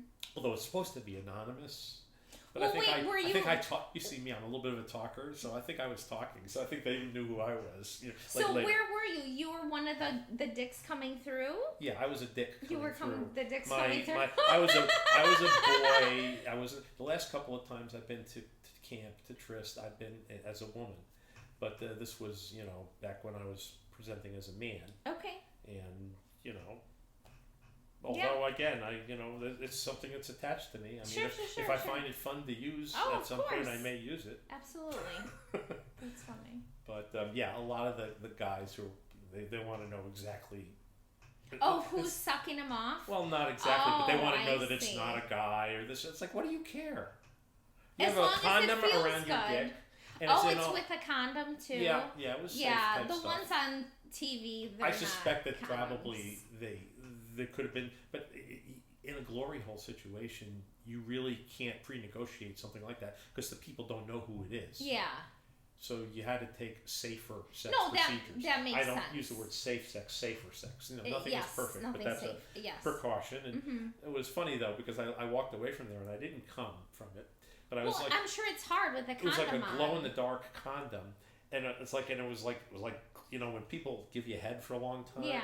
Have you ever had a situation where and you have a condom on? It's like stick because it's so slick. It's just like stuck to your dick. No. I haven't had a condom. Maybe you might shrink a little bit after you're less hard. So. But the condom is still there, and I remember walking through camp. It was this like bright yellow or red kind of a thing. I was like, oh, whoever it was, they probably can see, because this is a naked environment where everybody's naked. I did at the place that you don't like. So that place, I coordinated like this whole like event. So I take that back. I won't say I don't like the place. Okay, well whatever. So I coordinated this whole like thing, and it was like women, these two slave girls getting used, and me creating all these different scenes for them, girl on girl, guy on girl, like all these things. You're a facilitator. And so I had like 5 things going on at once, and I'm loving every minute of it. And I turned to Adam, and we are a monogamous couple, but I turned to him and I'm like, hey, do you want her to blow you? And he looks at me and he's like, I don't want a fucking blowjob with the condom. It certainly is, I mean. Oh right. My gosh, and it was just so funny. When you're going to be using condoms for blowjobs, you want to have the flavored kind or a non-lube one, because you can't use a regular condom. That stuff is a horror show. You wouldn't want to have that on somebody's mouth. The spermicidal lube. No, but it's not even for the receiver. It's for. Well, I'm thinking it from the receiver's perspective. From like his perspective, he's got a piece of plastic on him. Yeah, like, it's not what is this? Well, the same way that sex is better when it's the flesh on the flesh versus that in the way. I mean, let's face. But in this world where you do adventurous things, sometimes you take precautions and it interferes with it a little bit. And if that means that you don't want that blowjob, that's perfectly reasonable. You know what? I'm not interested in this blowjob. Yeah. Because for it to be a good one, it's going to have to break a boundary that I don't want to break. So, thanks. I'm good. Well, I mean, how many people say, "Hey, would you like a?" How many people have their girlfriend say, "Would you like a blowjob?" No. Well, see, that's the thing. So for me, in a club, it's like fantasy. It's not reality. There's no way in hell I'm gonna be okay with this in our home. Like, he's not getting any blowjobs in here. But in that setting, in a dungeon, like, hey, Adam, you want a blowjob? No, fuck that. Like, that's funny. Just not having any minute of it, you know? And I'm like, well, this is your opportunity because it's not going to be anywhere else. Like, it's a monogamous situation otherwise. He's probably incredibly satisfied and doesn't really need anything else. Well, that's very sweet.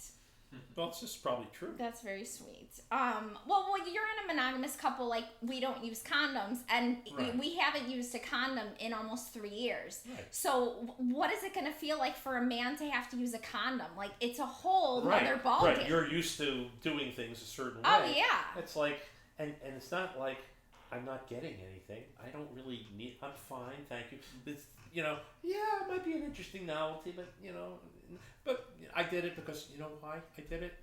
It wasn't because I wanted to put my dick through a glory hole. They needed dicks. Seriously. And the area of camp where they put this, it's called Fort Dix, D-I-X. But they needed dicks to Fort Dix. I love it. And, you know, I was, hey, I'm a giver. I've actually gone around the club when I'm setting up scenes and I'm like, I need dicks. Like, for my scenes. Well, and I think your first questioner from the internet, I can't imagine they're sticking with us for this long, but maybe they are. Who knows? Maybe they'll say hi again on the chat. Yeah. But, yeah, I'm an old stunt dick from way back here. I got a good story for you. Okay. So, long time ago, this is, 27 years ago, 28 years ago. A friend of mine, this woman who was big in the Spanko scene as a bottom, but then she became... They said hi. They're still with us. Oh. Hi! Hi. Namesake or whatever. So let's see, where was I going with this one? I totally lost my... Was it going to be a good story? I don't know. Yes, I know. Oh, I know. You're going to like this story. So this woman who did some pro-dom work, and then she did some more kind of lifestyle-y things. I don't know. She was living in Iowa. It got her to Chicago. And she was in Chicago. She could have all kinds of things, but the person maybe would pay for her to come to Chicago, and then she'd stay with them. So there was a person who was in the scene who I knew, who was her submissive for the weekend. Mm-hmm. And I had met up with her at this one particular person's dungeon on like Thursday or Friday, near the beginning of the weekend. And she and I went out for a drive. We got high. We were just babbling about things. And then she's like, here's what I want to have happen. Because in the scenario with this particular guy, where she was doming him, he was cross-dressed. There's a lot of, strap on and him sucking it and taking it in the ass. And what she wanted was to take him to a real bio dick from a plastic one. Okay. And so the plan, and this was perfect because this guy lived in a building that I used to live in. When I first moved to Chicago, you know those 4 tall buildings right by the highway, presidential towers, they reach 50-story high buildings? I was in like one of the upper floor ones, and I still had my ID to be able to get past the doorman and everything. Mm-hmm. I wasn't living in this building anymore, but she arranged it so on Sunday, near the end of the weekend at 3 p.m., I was going to come and knock on his apartment door. I was in the same, I knew the layout of his apartment because I was in the same tier, but from several stories up. So I wore my, I was in a very butch, tough mode. I wore some leather pants and I was, Mr. Tough Guy.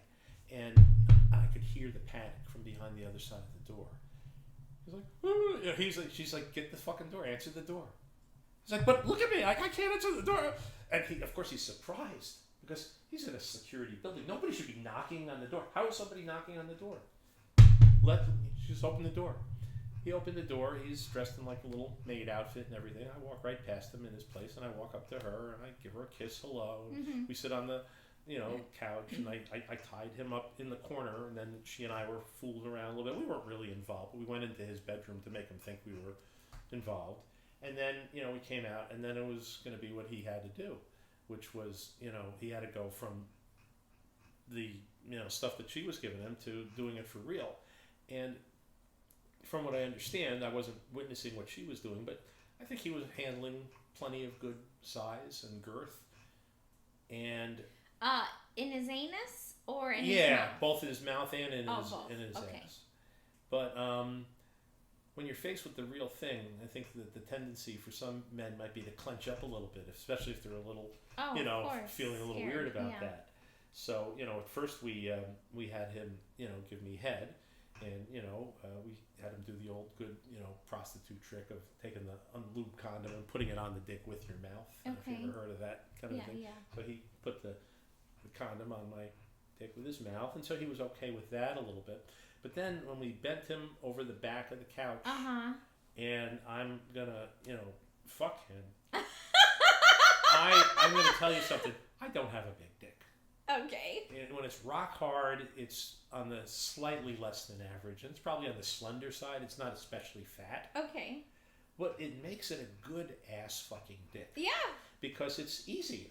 Yeah, that's One true. former girlfriend of mine once told me that she liked how I fucked her in the ass because I wasn't a cowboy about it. Okay. I let her get used to it. I let her accommodate, and then once she was ready, then I would go very rough and very hard. But you have to know when to do that. You have to kind of slowly stretch somebody open. So as it impacted this particular person, she had to come around to the other side and kneel down and be looking in his eye, and she's like, I want you to do this, and he was able to relax and then take it. So that's an interesting story. Yeah, that's great. I like that. I figured you might, and it was consensual. I mean, of course. I mean, he opened the door. It was he knew me. It wasn't like I was even a stranger. Okay. Didn't know me well, but we had. And he knew what was going to happen? Not ahead of time. No. Absolutely. So not. It was like non-consensual consent. He had said. He had consented with her. She was in charge over the weekend. And she was going to. Yeah, she was going to figure out.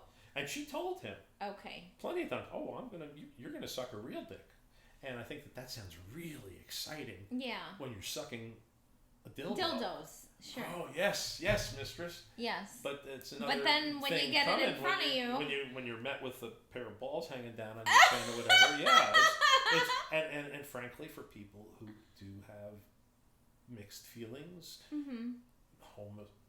whether it's making them like bi-curious or and it can people need to it's like their appetite for fantasy, it may have I've heard that with other guys where like they'll watch like tranny porn. They'll watch trans porn and they're like, oh yeah, that's the ultimate way to get dominated and then when it's like real life, they're like, oh no, I can't do it. Like I could masturbate to it, but like in person, it's just not for me. That's why I don't feel that attractive that much, because I don't think that most people generally in reality like it. Which was why I was so refreshing when the other night when I met somebody who was giving me all these lines about they thought I was pretty and this and that. Well, yeah, but he didn't want you to fuck him. That's the difference. These males, these straight males, want these trannies to fuck them.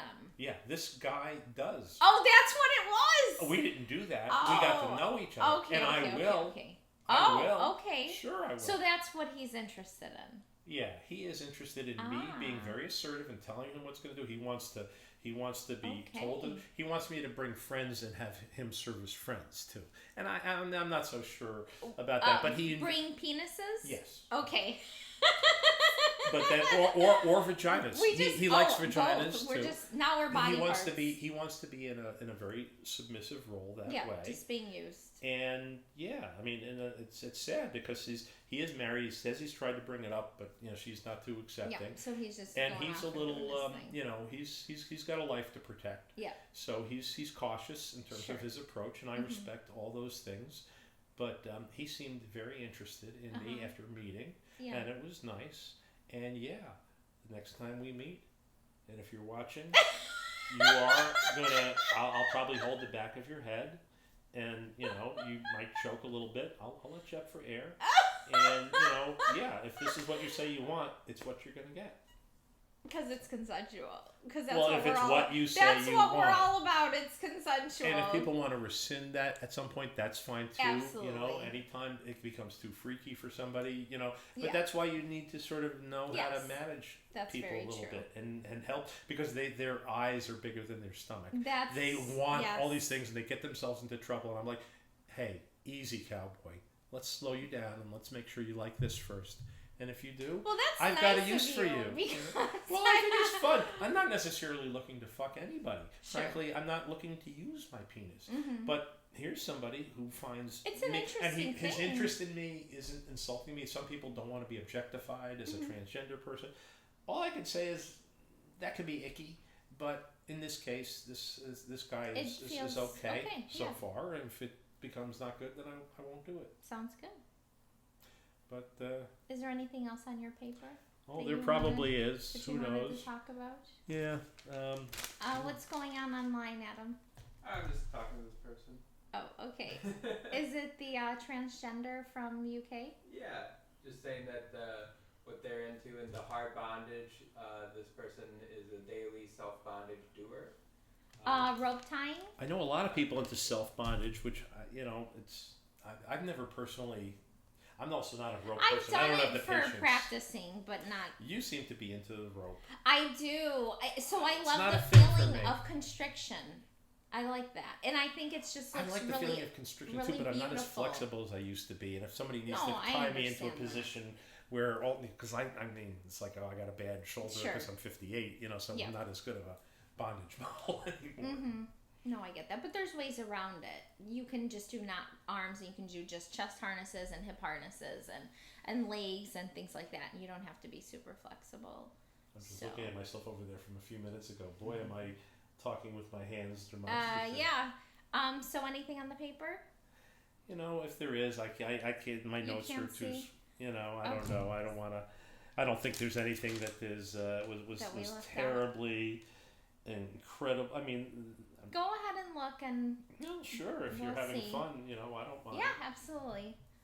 So what did he say on there? I don't know if it's a he or she, but they said rope bondage. Who is this? Oh, it's the transgender. From the UK, yeah. But we don't know if it's he male to female or female to male. We don't know.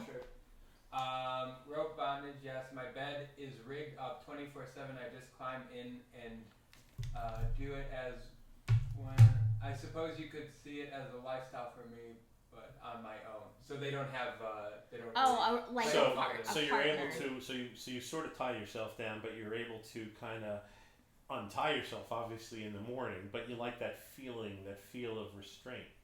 Yeah. Is what they're saying. And, that's cool. And I can male totally get that. Oh, male to female. Okay, nice. I could totally. I mean, this reminds me of a former partner of mine, who she liked to be tied up for sleep every night. Okay. That was how she felt comfortable. Secure, that constraint, the secure. There's weighted sheets. I have a friend that uses those. I've never tried them, but they're supposed to feel very safe. Yeah. And help people sleep better. Well, those are more conventional. The tying up is a little less conventional. No, I get that. I get that. They use padlocks and O-rings. Okay. With keys nearby and. I guess. Yeah. And. You gotta have a backup plan. You gotta in case something goes south. Yeah, that's true. Or if the bathroom breaks, I mean, there's things, definitely. So yeah, I mean, I don't know if there's questions. I don't know that I have huge things. There's little incidents, this, that, and the other thing. But I don't think every single thing I've done in life is that fascinating. I don't know if there's areas that you want to ask about. I don't have any other questions, so if there's anything that you want to talk about, you can. Otherwise, we can wrap up. Well, we can wrap up. All right, sounds good. Yeah, we're over 3 hours and 20 minutes. Perfect. So thank you guys for viewing. Thanks for Appreciate watching. it. How many people were viewing, Adam? I'm Malicious Melissa, and have a good one. Say goodbye. Goodbye from Tammi. Goodbye from Melissa. Goodbye.